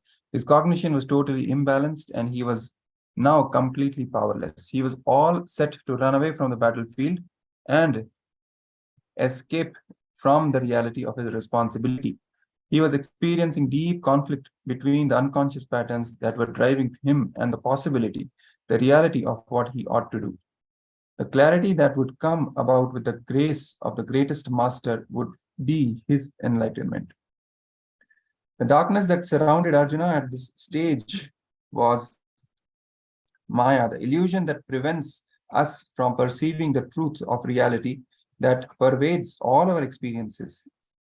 Yama iti Maya, that which is not real but appears as absolute, is Maya. Maya truly exists as reality. It veils, it covers reality, the ultimate truth, the truth of our inner divinity, our infinite powerfulness, and therefore it is unreal and illusion. Essence of Gita is living in the space of completion in the present moment. The truths expounded in the Gita are about personal transformation. Each verse of the Gita is a sukta, a technique that can work on your being and transform you through completion. Completion is a space and state where you will be totally connected with life and with people in your life in the present moment without any limiting, restraining influence of the past happening in your life.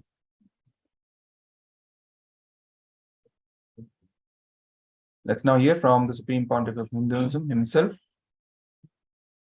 delivering this powerful discourse on Arjuna, your ultimate possibility, on Bhagavad Gita on 27th of August 2011.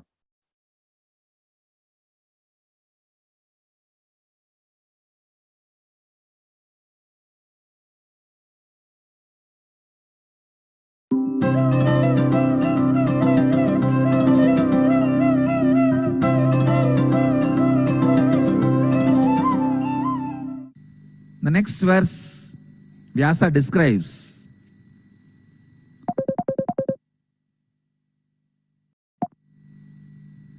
Ata vyavastitan drishtva dartarashtran kapitvajaha pravritte shastra sampate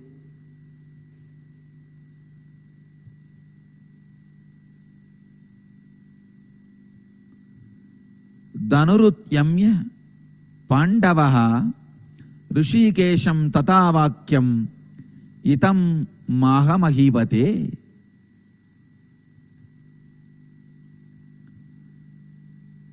Seeing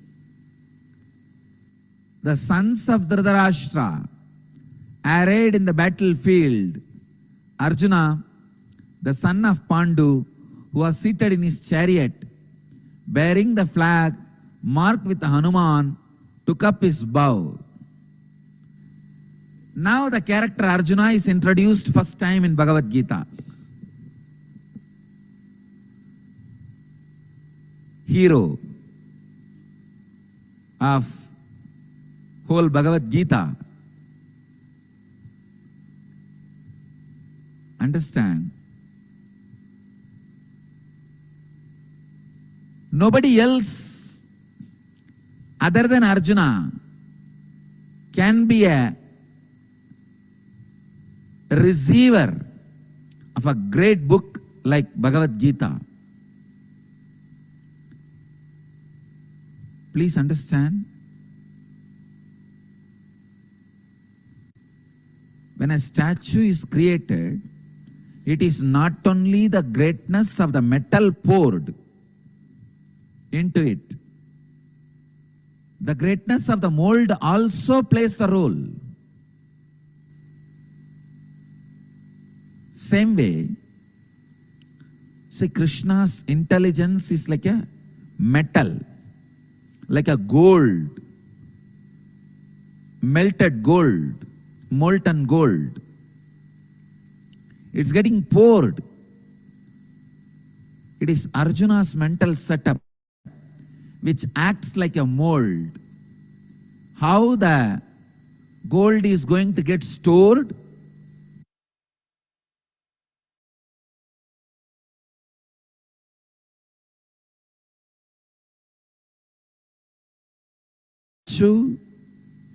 That is decided only based on which acts like a mold.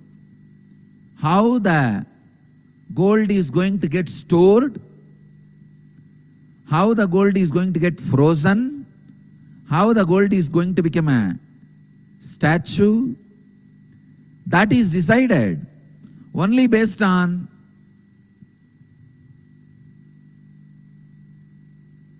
the Arjuna.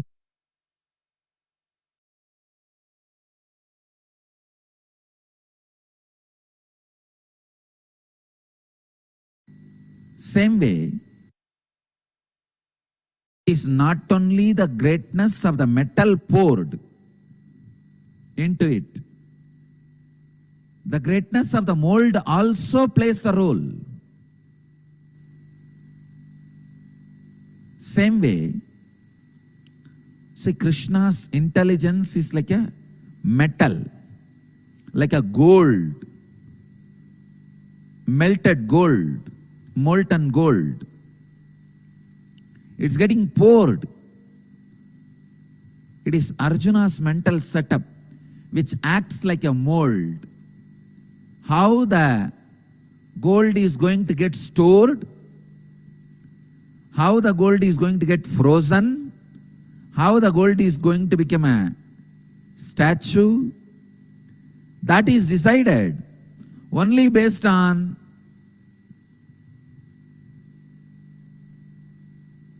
the Arjuna's mental setup.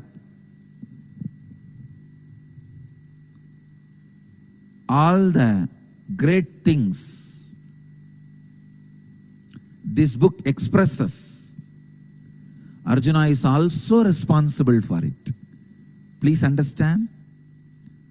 Arjuna is also responsible.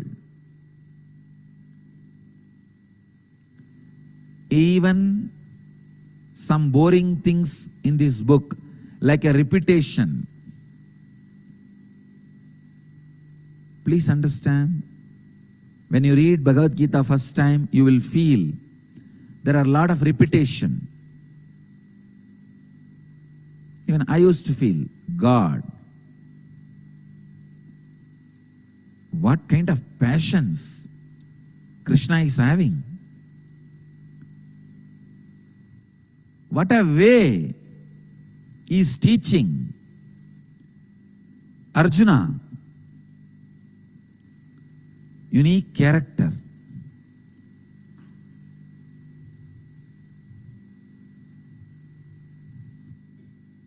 Sometimes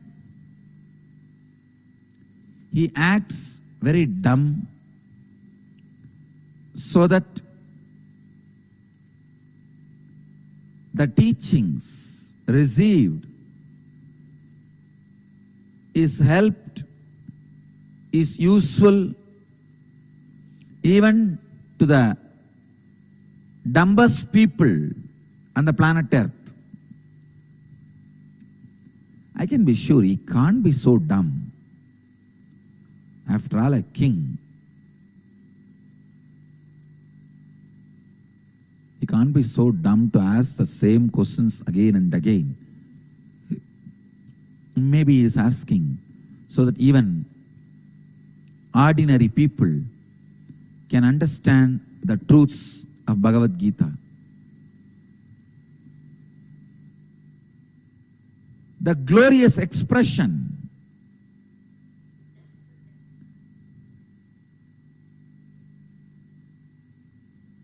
of Bhagavad Gita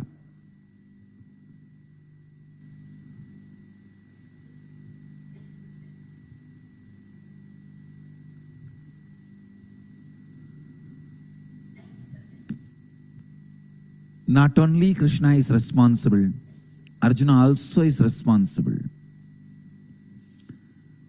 Because the man who receives his intelligence plays a main role in the way in which the teachings are given.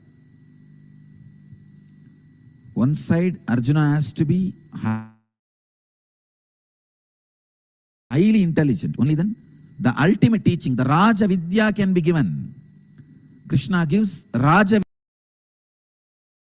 Vidya here, supreme knowledge, and Raja Guhya, the most secret.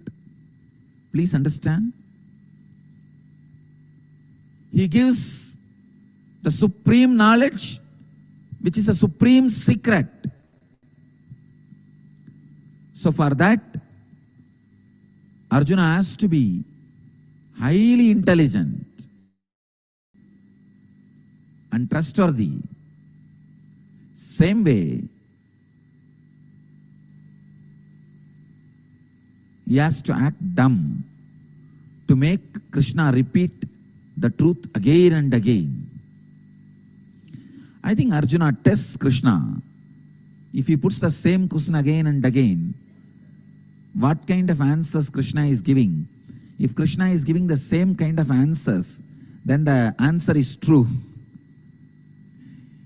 If you tell a lie once, you won't be able to remember that again and again and repeat the same lie.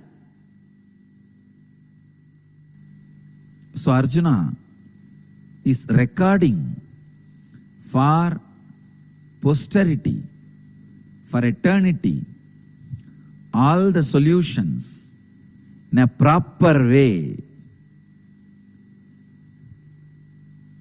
in an unmistakable way, in all possible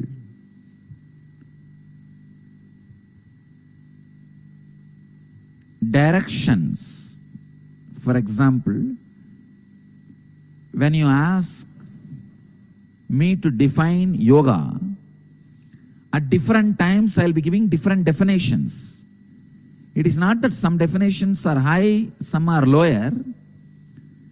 I am giving the different definitions based on the different thought trend. So Arjuna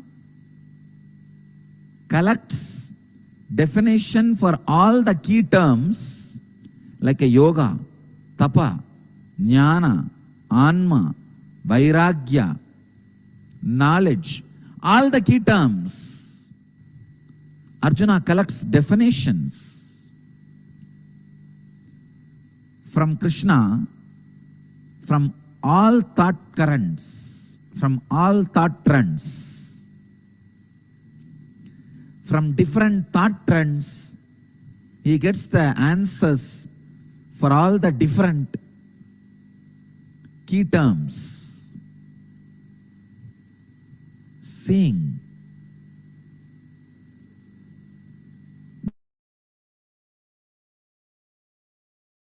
the Arjuna's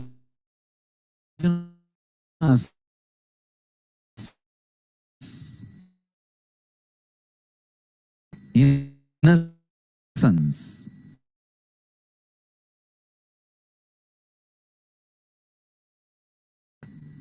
an interest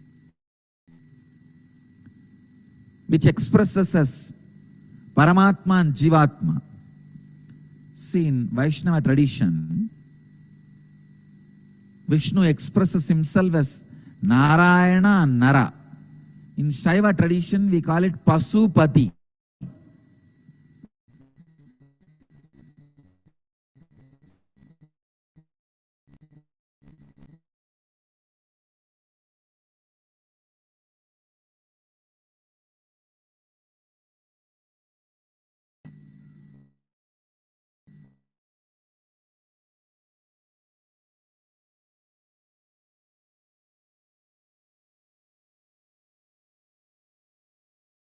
Soul, and the soul which reflects on the... So they call it Naranarayana. So Arjuna is just his own reflection.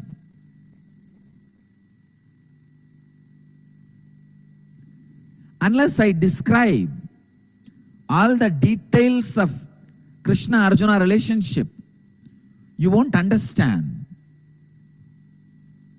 the whole Bhagavad Gita. Because what a deep love and concern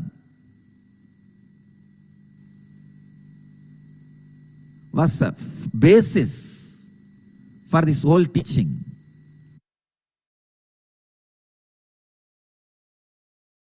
Yes. So let's now continue.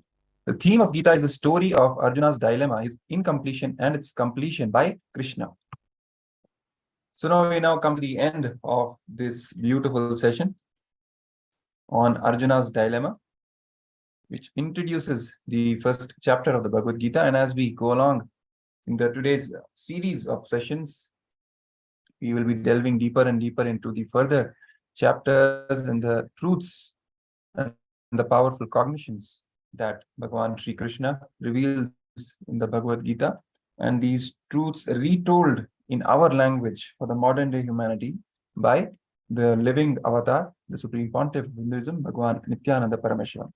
So the gifts for everyone from this session: beauty of purposelessness, the meaning of living. This is the ebook, free ebook, which all of you can enjoy.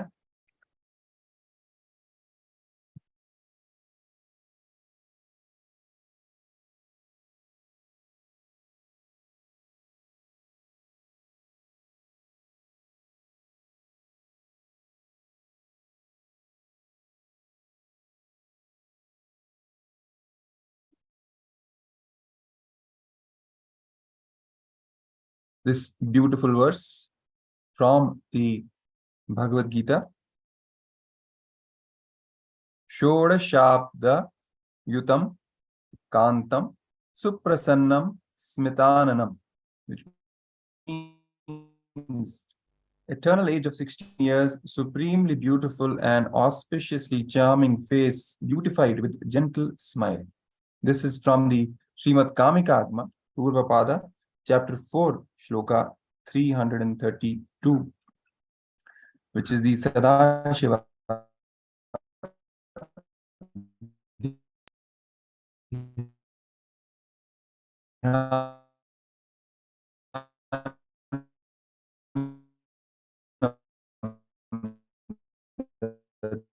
Dhyana shloka for Sadashiva, and you can. So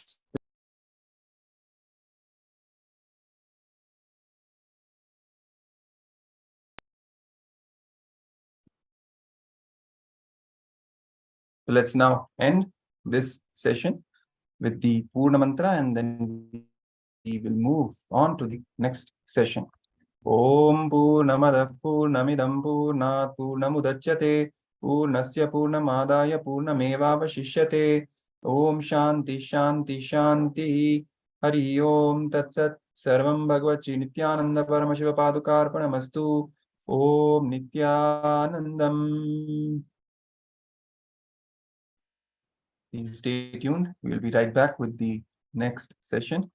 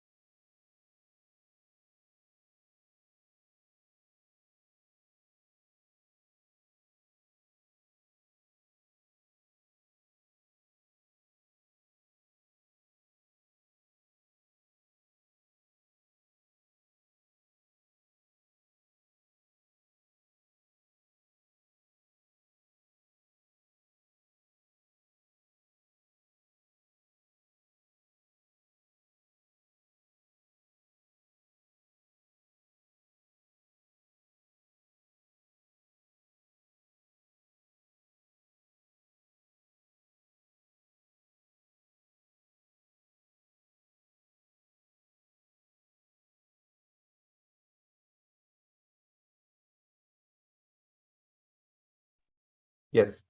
So now let's again start the next session. This is going to be power manifestation round. Let's begin by invoking the divine presence of our beloved Guru, Swamiji, the Supreme Pontiff of Hinduism, Bhagavan Nithyananda Paramashivam. Let's chant the Sadguru Vandanam. Nithyanandam Paramasukadam Kevalam Jnanamurtim Dvandvatitam Gagadasham Tattvamasya Sakshibhutam Bhavatitam Trigunarahitam Sadgurum Tam Namami.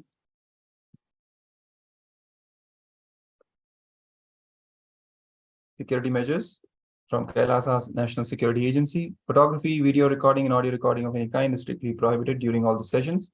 Be on mute and be on camera throughout the class. If you need to step out in any unavoidable situation only, please inform the digital security officer or concerned Acharya. Extraordinary powers of the divine. Let's get ready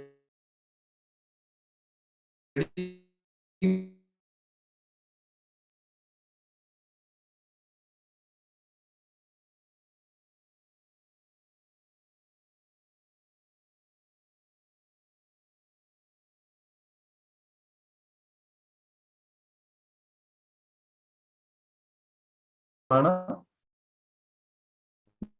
Death is eaten by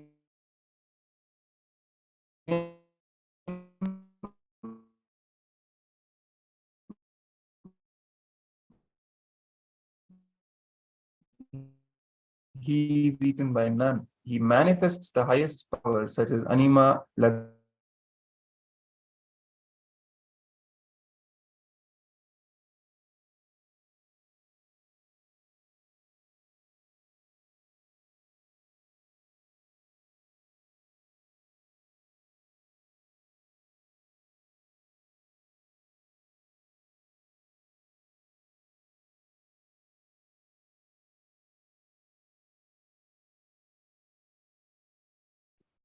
sorry for the technical glitch, the Shastra Pramana for the power manifestation on the Ashtamaha Shaktis is from the Shiva Samhita, chapter 5, verses 76 to 78, which translate to death is eaten by him, he is eaten by none. He manifests the highest powers such as Anima, Laghima, Mahima, etc.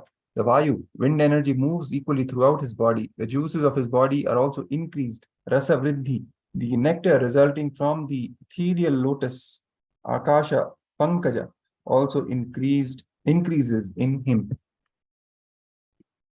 Let's now get ready for the power manifestation round. It's going to be the power of Mahima, power of increasing and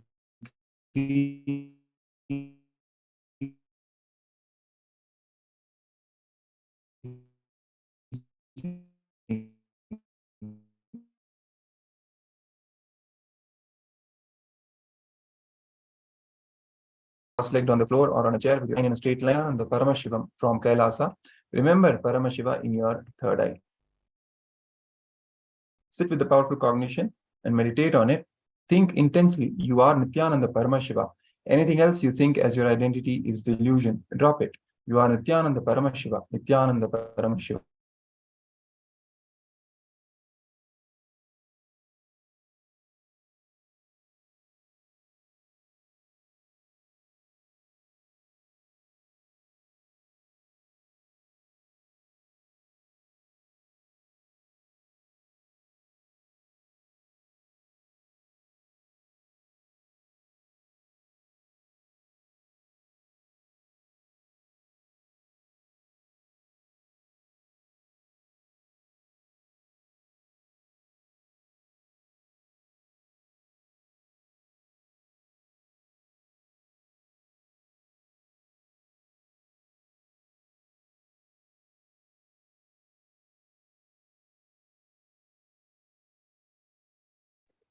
Yes, sorry for the technical glitch. Let's get ready for the power manifestation session.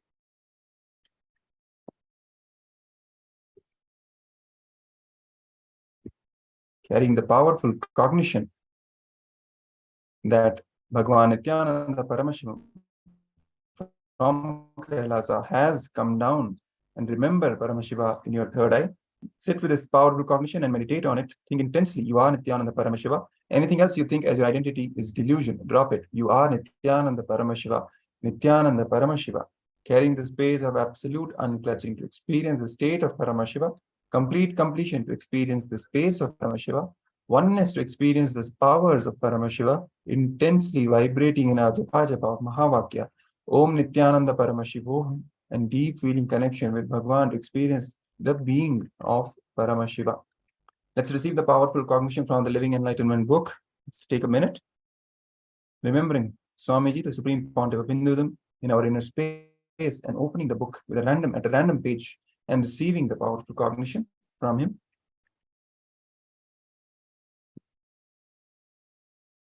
Let's take a minute and get ready for the power manifestation round, and also turn on the video recording so that you can share this power manifestation experience with as many people as possible.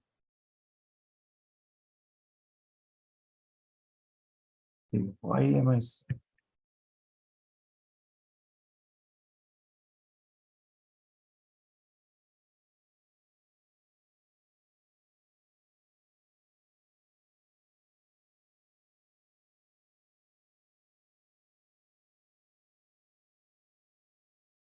Yes.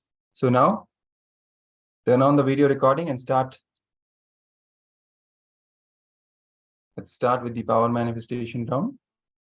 Take a small object for which you are going to manifest the power of increasing its weight.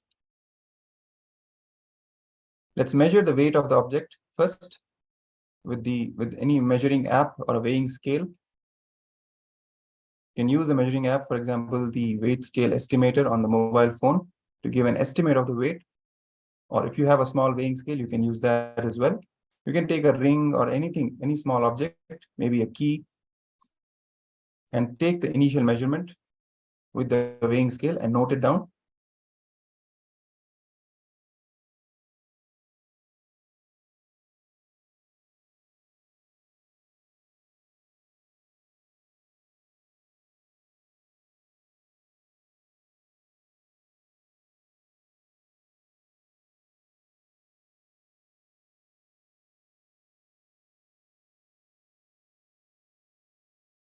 Once you have noted down the weight, now declare from the space of oneness with the Supreme Pontiff of Hinduism, chanting the Mahavakya, make the powerful, ferocious declaration from your inner space and from your third eye for the weight of the object to increase.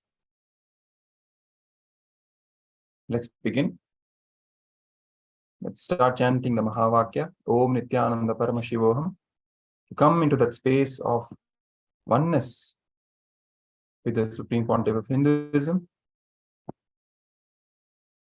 And from there, ferociously declare the weight of the object to change. And holding this manifestation in our inner space with will persistence is the key. While you're chanting the Mahavakya, holding the space for the object, for the weight of the object to increase. Let's now begin.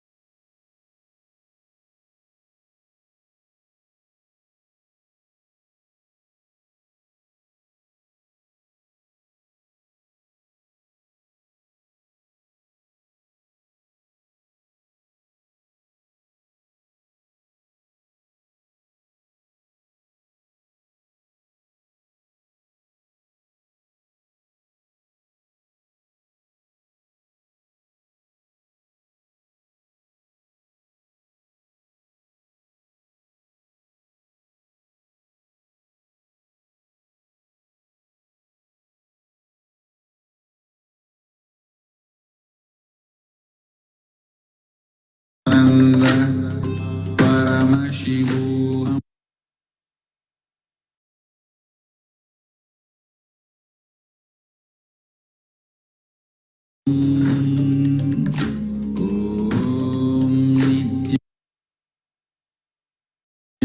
Nithyananda Paramashivoham. Om Nithyananda Paramashivoham. Om Nithyananda Paramashivoham. Om Nithyananda Paramashivoham. Om Nithyananda Paramashivoham. Om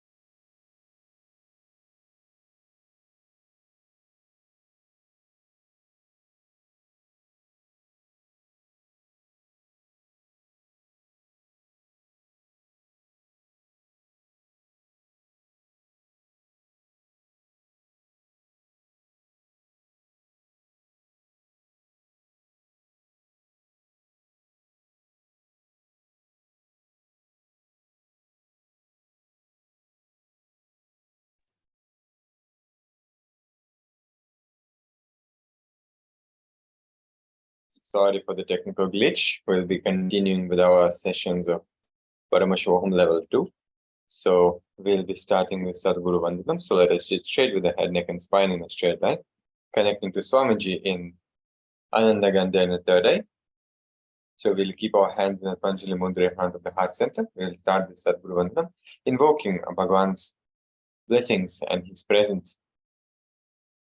Nithyanandam Paramasukhadam Kevalam Jnanamurtim Dvandvaditam Gaganasudrusham Tattvamasya Ekam Nityam Vimalamachalam Sarvadi Sakshibhutam Bhavaditam Trigunarahitam Sadgurum Tam Namami.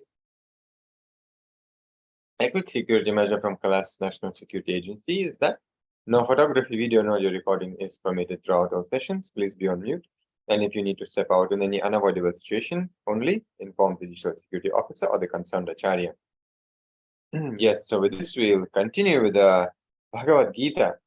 Now we'll look into the chapter 2, which is called the Sankhya Yoga, or You Are God. Arjuna, concerned about the death of his kinsman and elder, arises out of his root pattern of fear and insecurity about his own death and confusion.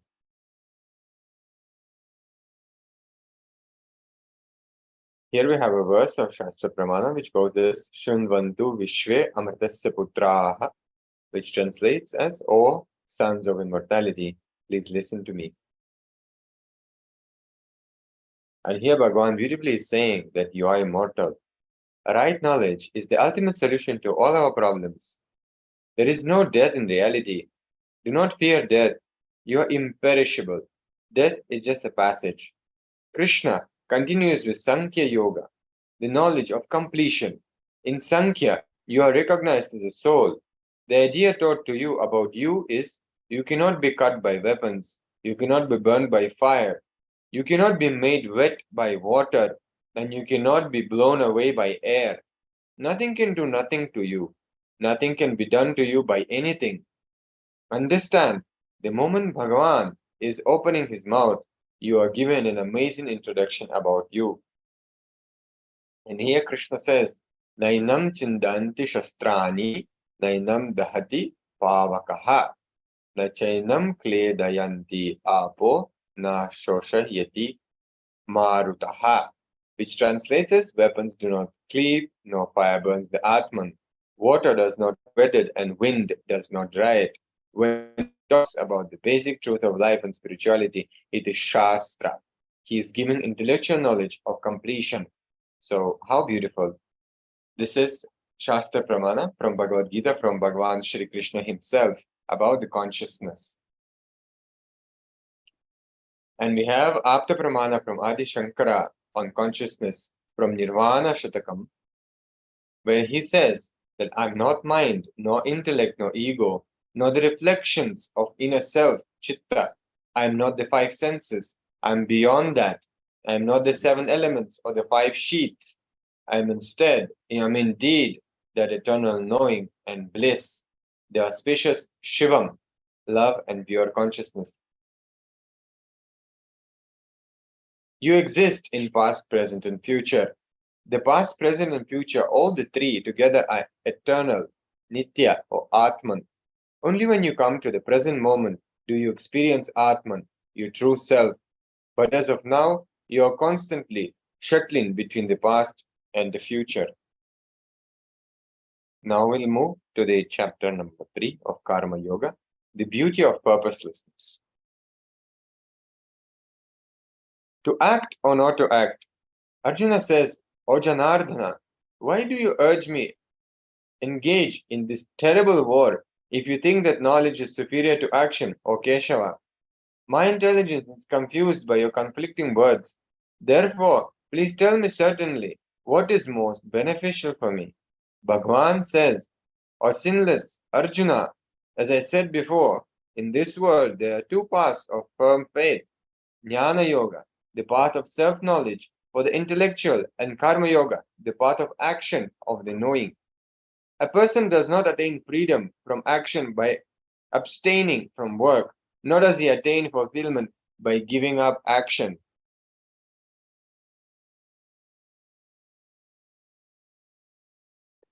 To act is a human nature.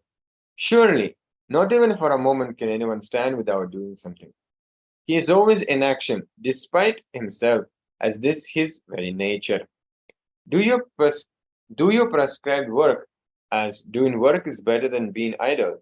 Even your own body cannot be maintained without work. Do work with devotion, drop expectation, that is Karma Yoga. Karma Yogi works with courage of authenticity. Sri Krishna says, a Karma Yogi, one who lives the path of authenticity in action, is a man who relaxes into Nithyananda and does his work from the space of completion. Work has to be performed selflessly, otherwise, work binds one to this world. O son of Kunti, perform your work for me, and you will do it authentically, liberated, and without attachment. So Krishna teaches us here to act without attachment. One should work always without attachment. Performing work without attachment, certainly man achieves the supreme. King Janaka and others attain perfection by selfless enriching. To guide others, you too must act selflessly. Selfless enriching liberates. Now we have Apta Pramana from King Janaka, from his life. Here Krishna says a beautiful thing. King Janaka was a beautiful example of a true Karma Yogi, a man whose selfless authenticity in action, with a continuous commitment to enriching life in and around him. He was a king. He ruled a kingdom and yet was unattached, liberated. Just like Krishna, who ruled a kingdom and yet was a sannyasi. In the truest sense of the word, Janaka was a model king who was complete unto himself, untouched by the external world. Once an ascetic went to the court of King Janaka and saw how Janaka was neck deep in the activities of his kingdom, living like a king. He then thought to himself, Janaka seems to be a materialistic person. He is entrapped in so many worldly matters. Janaka understood what the ascetic was thinking. Janaka called him and asked him, what kind of an ascetic are you? Instead of being happy and content within yourself, you are trying to find fault with others. This is a grave sin, especially for an ascetic, a person who is supposed to know about these things. For this, I have to give you the most severe punishment. You will be hanged to death next week. Now the ascetic was terrified. He could not sit in peace. He spent sleepless nights thinking of the gallows. He dreamed his neck was being tied to a rope. He became very thin and pale. Janaka sent a servant to call him on the day of the execution. The ascetic was unable to stand before the king. He trembled and fell on the ground. Janaka offered him some fruits and a cup of milk. He ate the food, but his mind was on the gallows. Janaka asked him, how do you like the taste of the milk now? Is it good? Did you relish your food these past 7 days? The ascetic replied, O king, I could not taste the food or milk that you offered me just now. My mind is only on the gallows all the time. Janaka said, just like your mind is always on the gallows, my mind is always fixed on the divine, even though I am involved in worldly activities. Though I am in this world, I am out of the world. Work for the world and attached like myself. Janaka, though neck deep in the administration of his kingdom, was completely unattached and liberated. The ascetic was unable to stand before the king. He trembled and fell on the ground. Janaka offered him some fruits and a cup of milk. He ate the food, but his mind was on the gallows.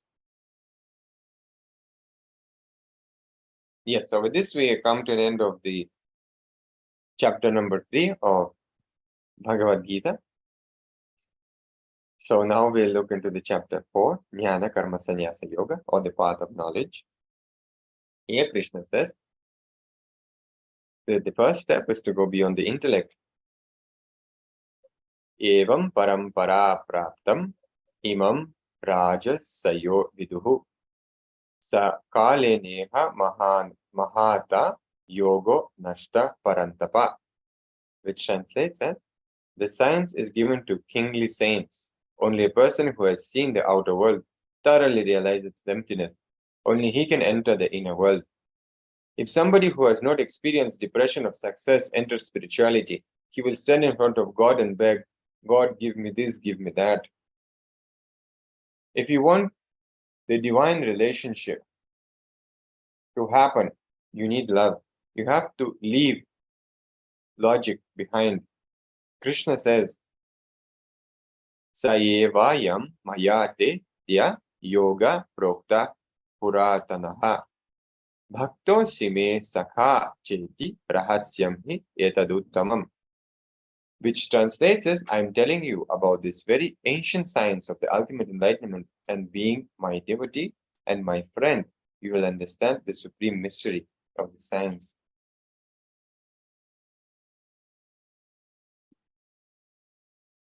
The qualification to receive the truth is devotion. Great truths can never be expressed by logic because logic is not sharp enough. Here Krishna says, Bhaktoshi me sakha cheti rahasyam hi ataduttamam. You are my devotee and you are my friend. You are my own. The person who does not have a connection with Krishna cannot receive this message.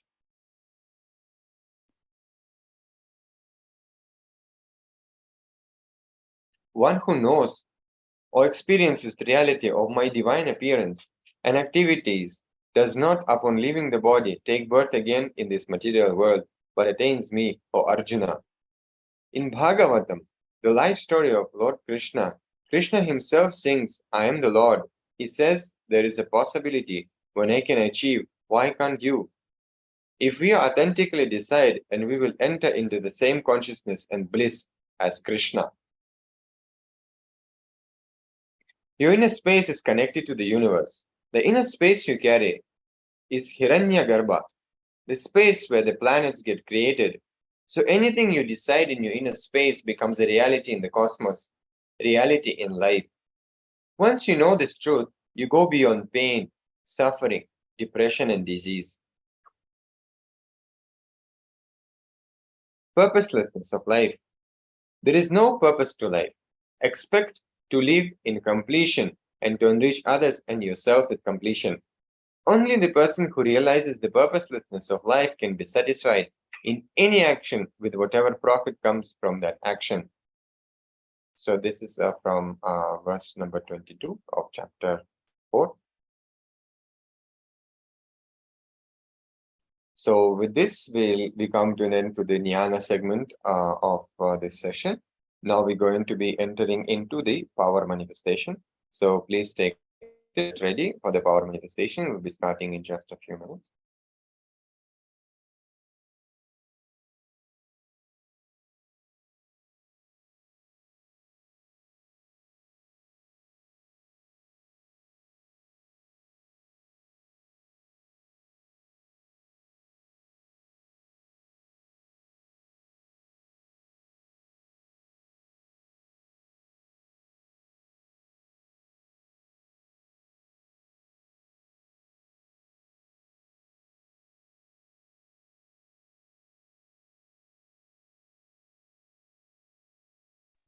So for the power manifestation, you need a copy of the Enlightenment book, which you can access digitally by going to Paramashivoham.org/give.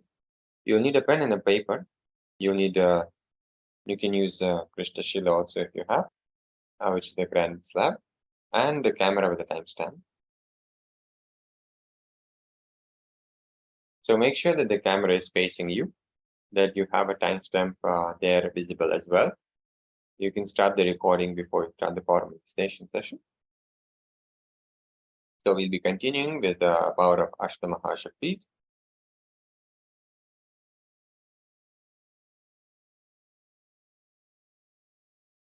So we'll be decreasing on, we'll be changing the weight of the object. So you can pick any object you have. It can be a ring, it can be phone, it can be anything. So you can pick that object, decide on that object, and we'll be increasing or decreasing the weight of that object. So you'll be sitting straight with the head, neck, and spine in a straight line. If you can, preferably sit on the floor. If it is more comfortable for you on the chair, you can use the chair. Just make sure that your head, neck, and spine are in a straight line. Visualize Paramashiva, that Paramashiva has come down as Bhagavan Nithyananda Paramashivam from the space of Sri KAILASA. Remember Paramashiva in your third eye. And Sit with that powerful cognition and intensely meditate that you are Nithyananda Paramashiva, that you are Swamiji. So, and that anything else other than this, what you think, if you something else other than this is delusion, drop it. Continuously meditate and cognize that you are Nithyananda Paramashiva and manifest the power. So let's start the power meditation.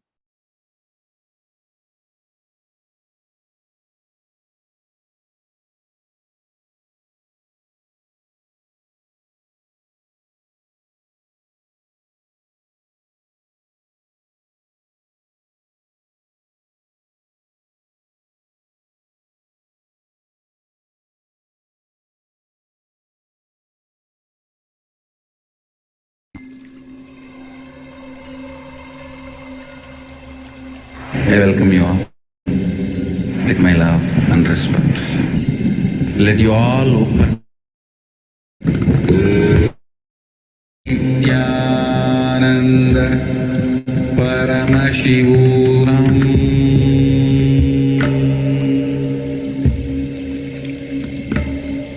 Om Nithyananda Paramashivoham.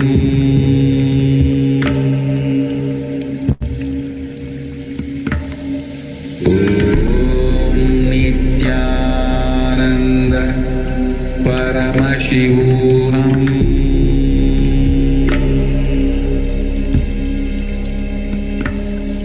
Om Nithyananda Paramashivoham.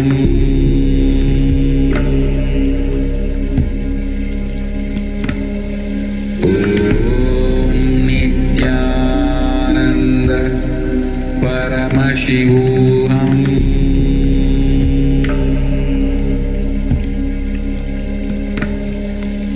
Om Nithyananda Paramashivoham.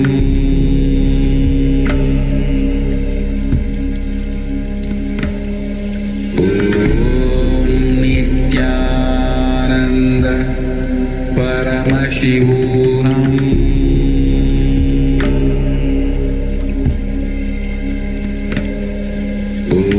Om Nithyananda Paramashivoham. Om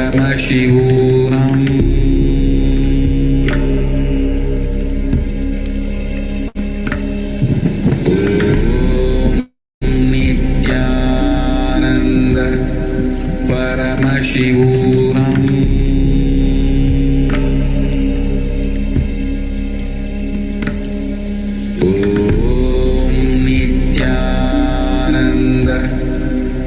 Paramashivoham.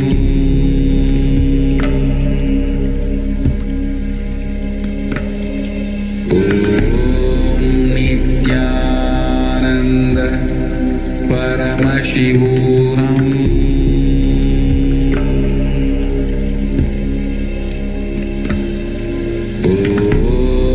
Nithyananda Paramashivoham.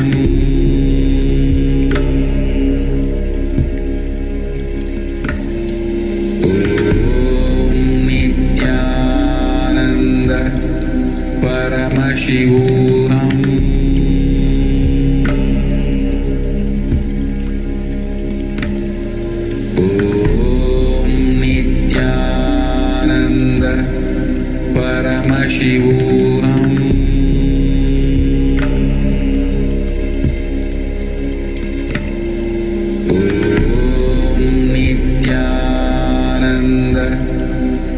Paramashivoham. Om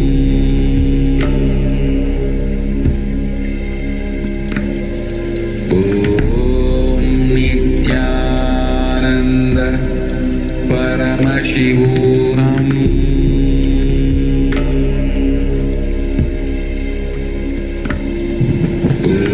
Om Nithyananda Paramashivoham.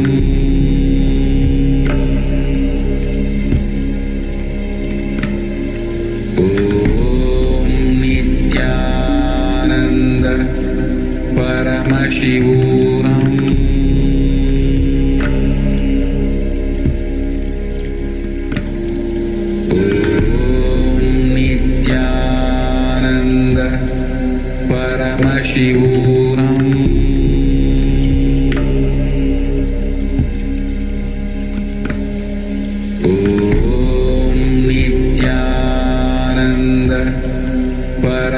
Paramashivoham.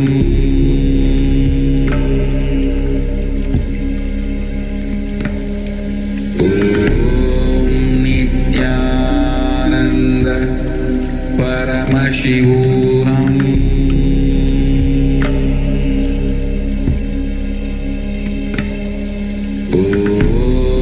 Nithyananda Paramashivoham.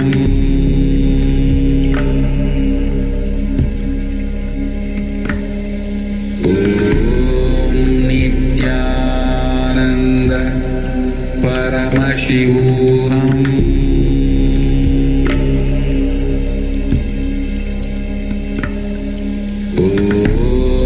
Nithyananda Paramashivoham.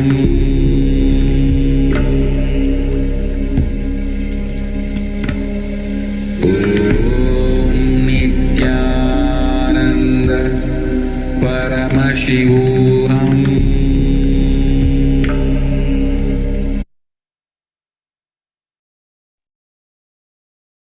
Yes, so now you can verify your power manifestation and you can stop your video recording as well. Once you've done that, you can head to Nithyananda Paramashivam, KAILASA's Nithyananda Paramashivam Facebook page. You can go to the event section and there you can post your experiences and the videos which you recorded of your power manifestation. You can use hashtags like KAILASA and Paramashivoham Level 2. So let us spend a few minutes doing this exercise.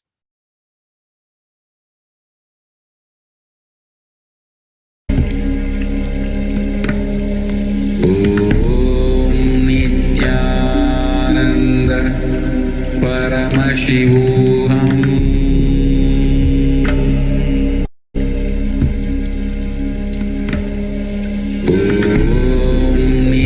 Nithyananda Paramashivoham.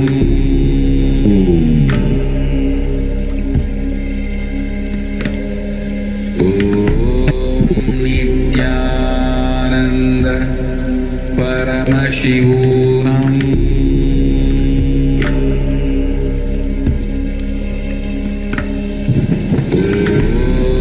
Nithyananda Paramashivoham.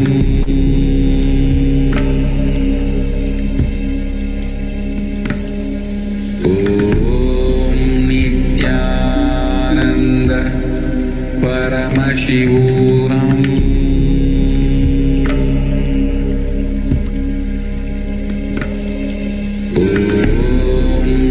Nithyananda Paramashivoham. Nithyananda Paramashivoham. Nithyananda Paramashivoham.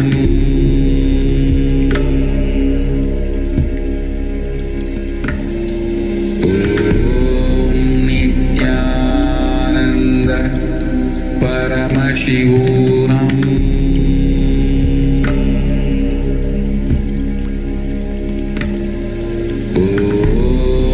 Nithyananda Paramashivoham.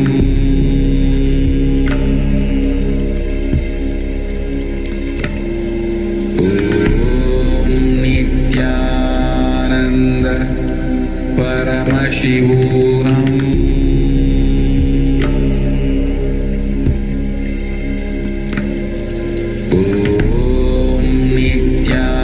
Nithyananda Paramashivoham.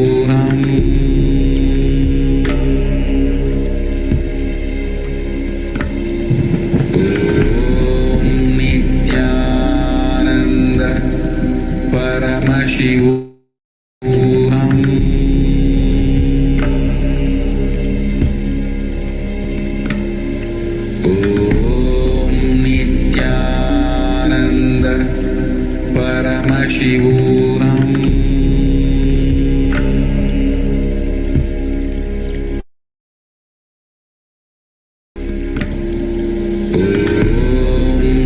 Nithyananda Paramashivoham.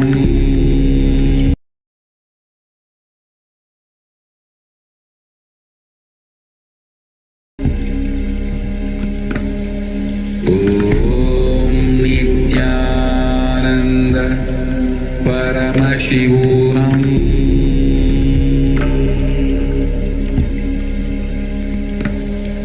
Om Nithyananda Paramashivoham.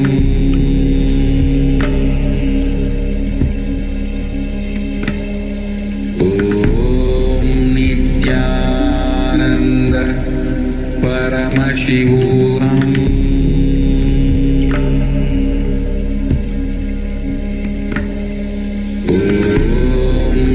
Nithyananda Paramashivoham.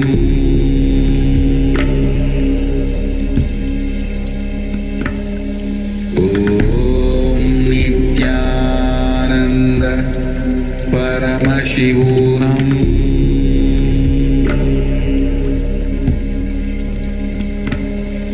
Om Nithyananda Paramashivoham.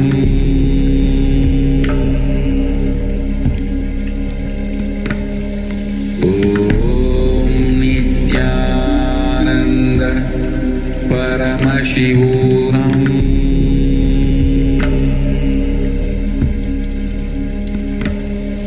Om Nithyananda Paramashivoham. Yes.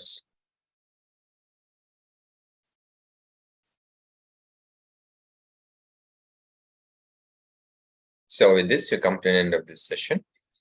So let us sit straight, the head, neck, and spine in a straight line, keeping our hands folded in Atmanjali Mudra in front of the heart center, remembering Swamiji in the third eye, and we'll be concluding with Purna Mantra. Om Purnamadav Purnamidam Purnat Purnamudachyate Purnasya Purnamadaya Purnamevavashishyate. Om Shanti Shanti Shanti. Harihi Om Tat Sat. Sarvam Bhagavat Shri Nithyananda Paramashiva Padukarpanamastu. Om Nithyanandam. Yes, please stay connected. We'll be continuing with the sessions on Bhagavad Gita. So we'll be starting immediately.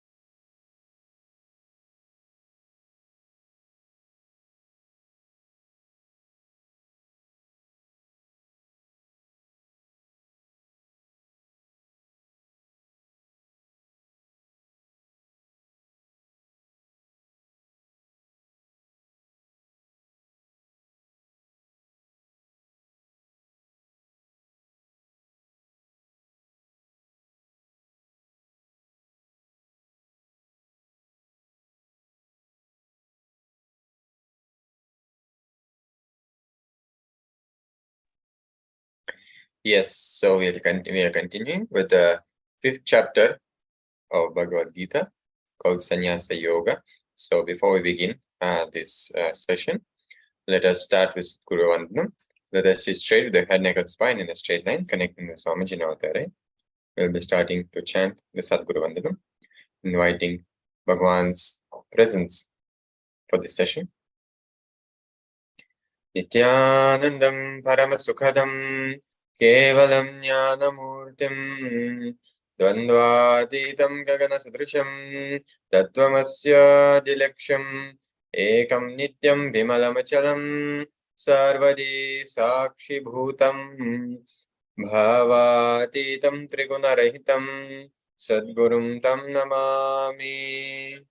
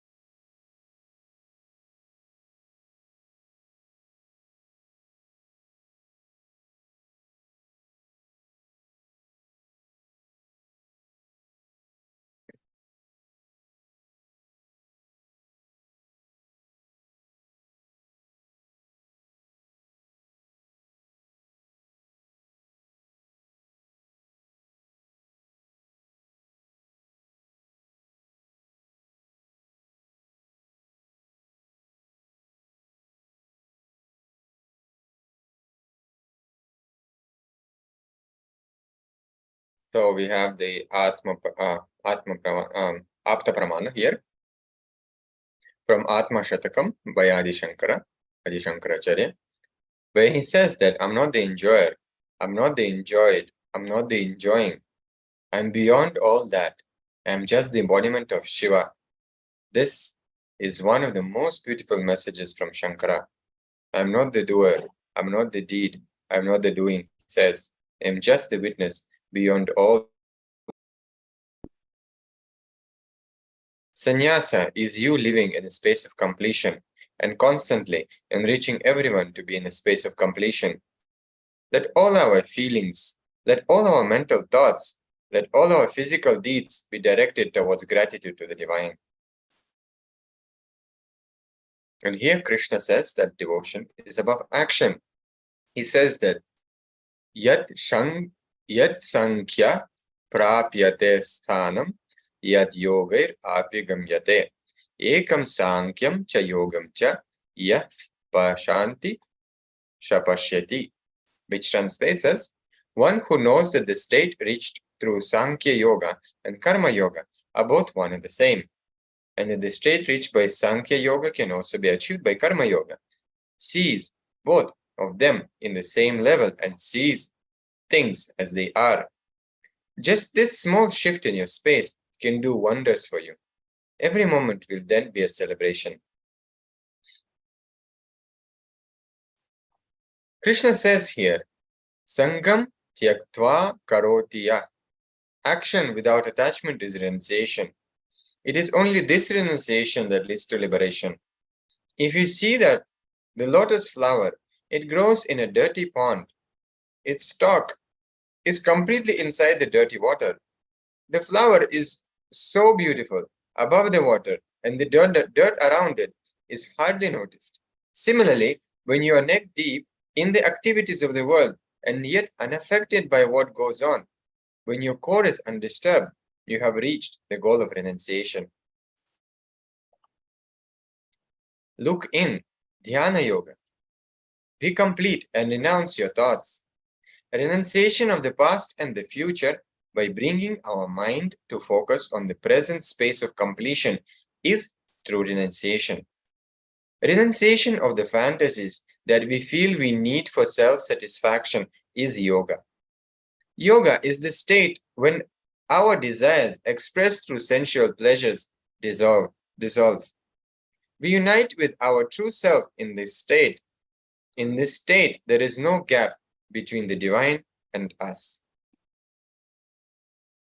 Every atom is divine. Existence continuously showers bliss upon each of us. Only we are not open to receive it. Existence sees everyone as equal.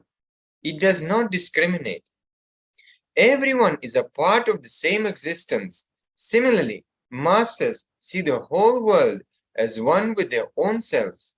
That is why only they can show compassion to anyone and everyone.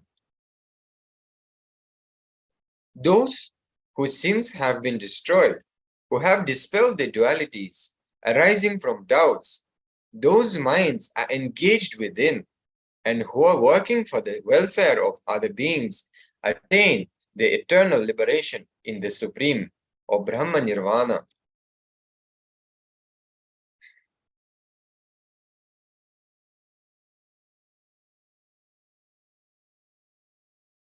Gita is the owner's manual of body and mind for Jivan Mukta.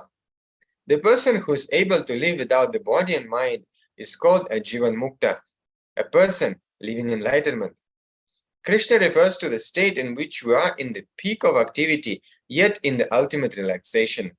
Such a state is indeed possible and is the only state in which we can really be involved in what we are doing and completely satisfied, complete and blissful in whatever we are doing.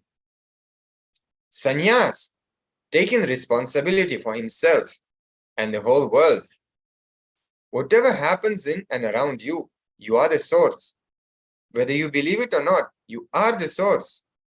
With this clarity, out of this context, if you take responsibility, every action, whether it is taking your children to the school, attending to your calls, or your business meeting, everything will become a spiritual practice, leading you to Jivan Mukti or living enlightenment.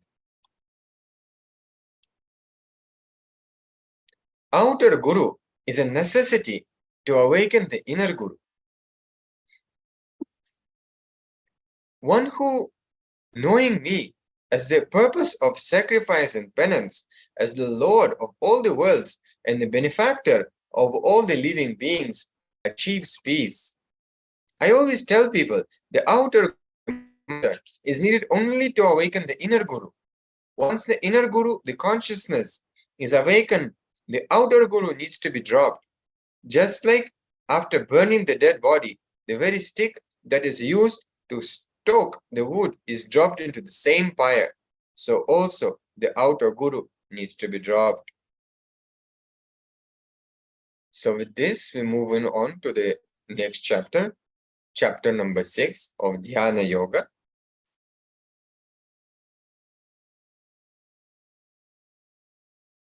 And we have a verse here, which goes as Uddharet Atmanatmanam Natmanam Avashayadet Atmaiva hi Atmano Bandhur Atmaiva Ripu Atmanaha. You are your own friend. You are your own enemy. Evolve yourself through the self and do not degrade yourself. This single verse provides the essence of the whole Gita. One must rise himself with the help of his own being and not degrade himself. The being is the friend of the conditioned soul and his enemy as well. You are your own friend and you are your own enemy. If you know the technique of how to lift yourself by yourself, you will become a friend of yourself. If you let yourself down, you will become an enemy of yourself. A small story. There was a great enlightened master. He was always in ecstasy, always in joy. One of his disciples asked him, Master, how are you so blissful? I have never seen you suffering. You're always joyful. How is this possible? Master replied, every morning when I get up from bed, I ask myself, what do I want today? Do you want to be blissful or do you want to suffer today? Naturally, what will the mind choose? It will choose to be blissful. Then immediately I tell the mind, all right, be blissful. That's all. Now, let us do the exercise and take a few minutes to sit and analyze. Write down all the achievements you have achieved, not based on greed and fear. You will notice that all achievements are achieved not based on greed and fear. Consciously and actively think about it. Consciously allow the idea to work on you. Decide, from today, I will not do anything out of greed and out of fear. So let us spend a few minutes doing this exercise sincerely.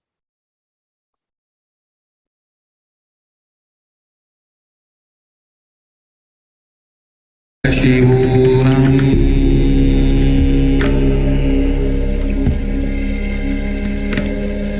Om Nithyananda Paramashivoham.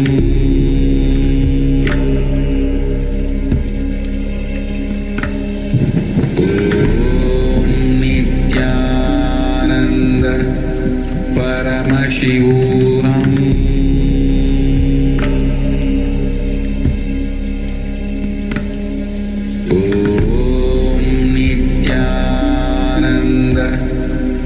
Paramashivoham.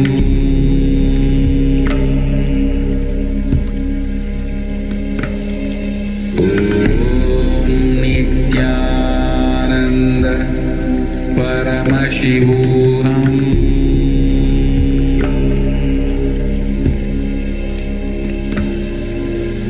Om Nithyananda Paramashivoham.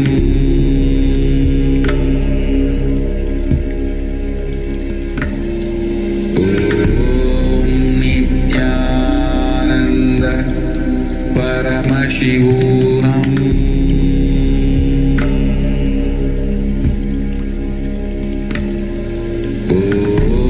Om Nithyananda Paramashivoham.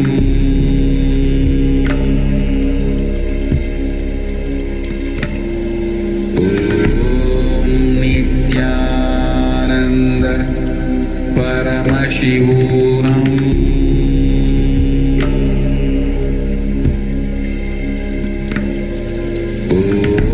Om Nithyananda Paramashivoham.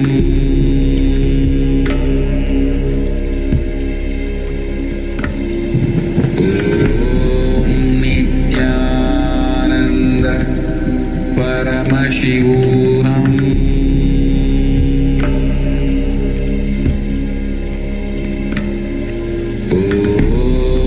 Nithyananda Paramashivoham. Paramashivoham.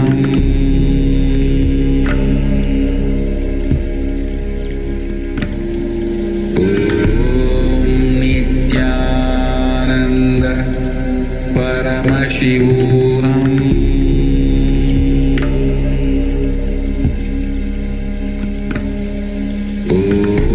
Om Nithyananda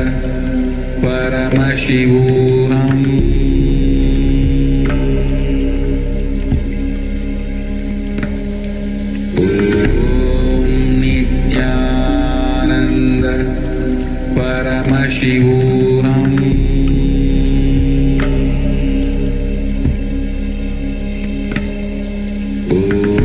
Om Nithyananda Paramashivoham. Om Nithyananda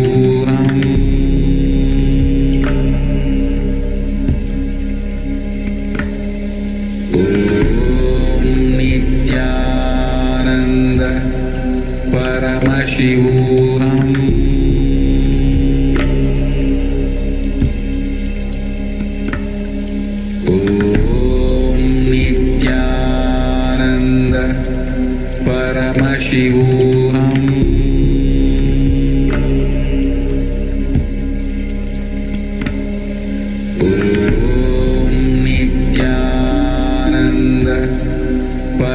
Paramashivoham.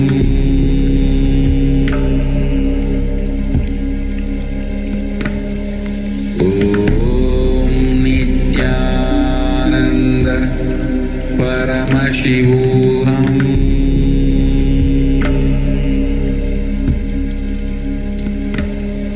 Om Nithyananda Paramashivoham.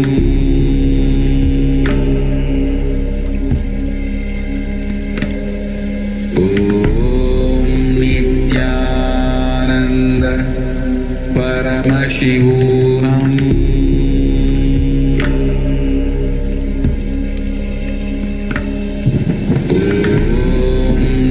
Nithyananda Paramashivoham.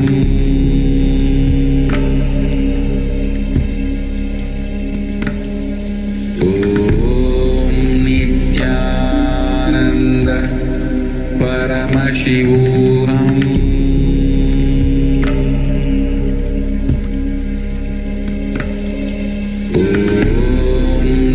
Nithyananda Paramashivoham.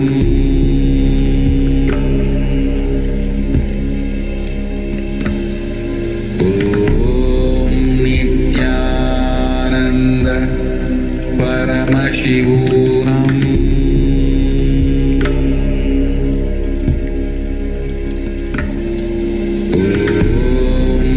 Nithyananda Paramashivoham.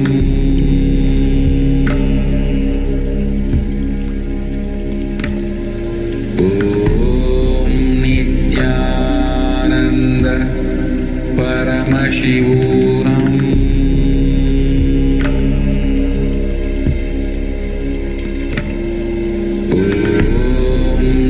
Nithyananda Paramashivoham.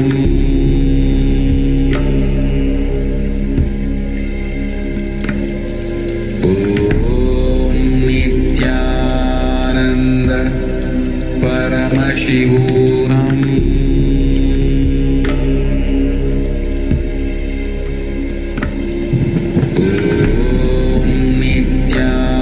Nithyananda Paramashivoham. Nithyananda Paramashivoham.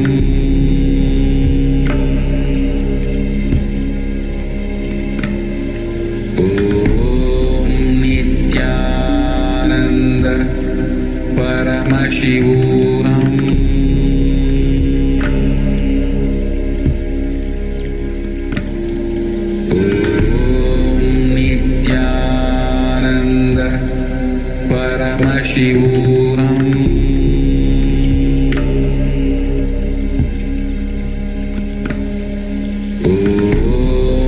Nithyananda Paramashivoham.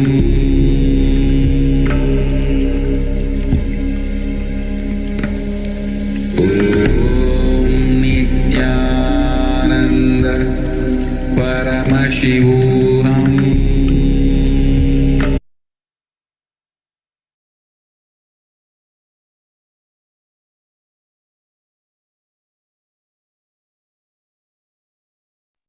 Now we'll enter into meditation. So please sit straight and close your eyes. Let your head, neck, and backbone be in a straight line. Intensely pray to the ultimate energy, Parabrahma Krishna, to give us the experience of this meditation. First, visualize all your senses completely shut. Your eyes are completely closed. Don't allow any visualization to happen inside your being. You should close the eyes too, because we continue to see things from behind the eyelids, even though we shut our eyelids. Visualize that your eyeballs have become completely dark. You are seeing only darkness in front of you. Visualize your ears are shut. Visualize your sense of touch is shut. Visualize your smelling capacity is shut. Visualize your face to be shut. Feel deeply that all the 5 senses have been shut down. Inhale and exhale as slowly as possible. Slowly, let your nostrils blow the air. Let your consciousness reside between the 2 eyebrows.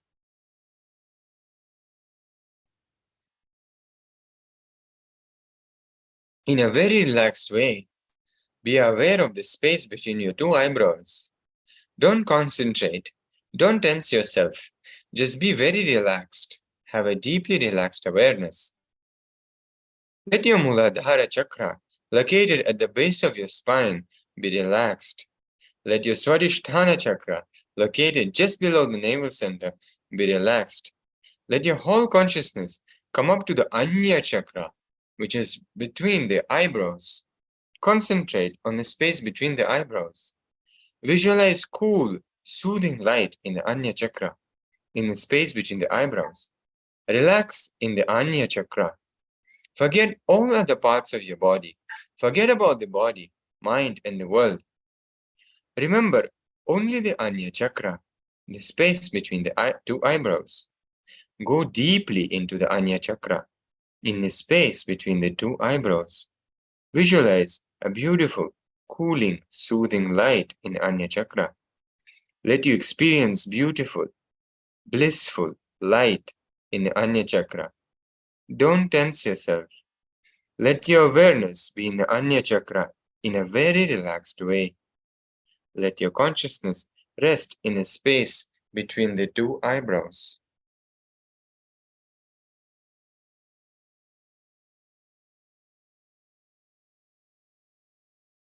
Relax in the same space of eternal consciousness. Let it be beyond the body and mind. May your intelligence be awakened. Let you work from your eternal consciousness.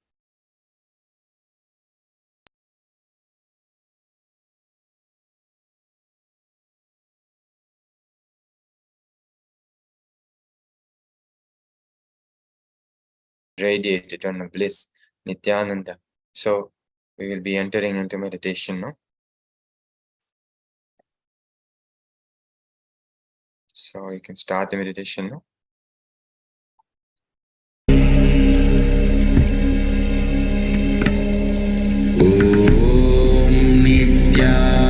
Nithyananda Paramashivoham.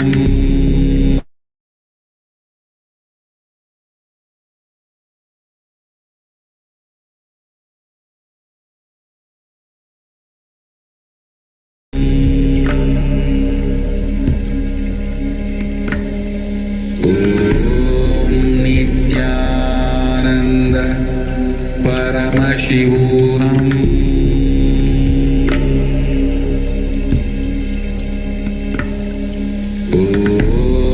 Nithyananda Paramashivoham.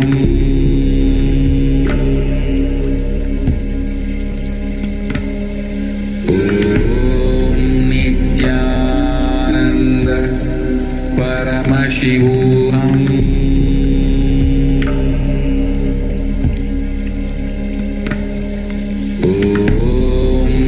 Nithyananda Paramashivoham.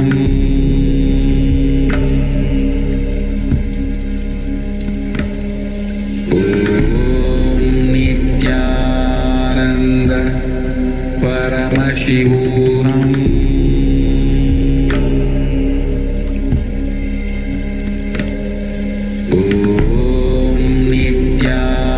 Nithyananda Paramashivoham. Nithyananda Paramashivoham.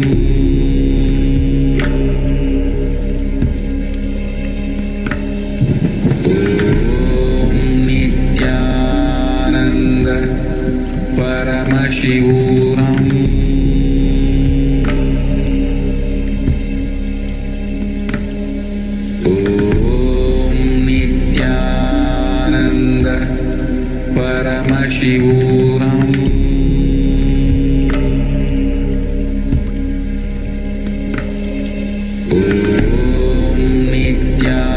Nithyananda Paramashivoham.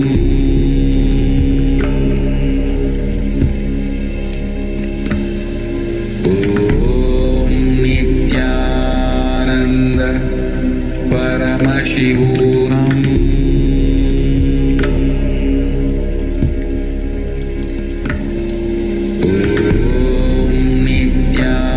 Nithyananda Paramashivoham.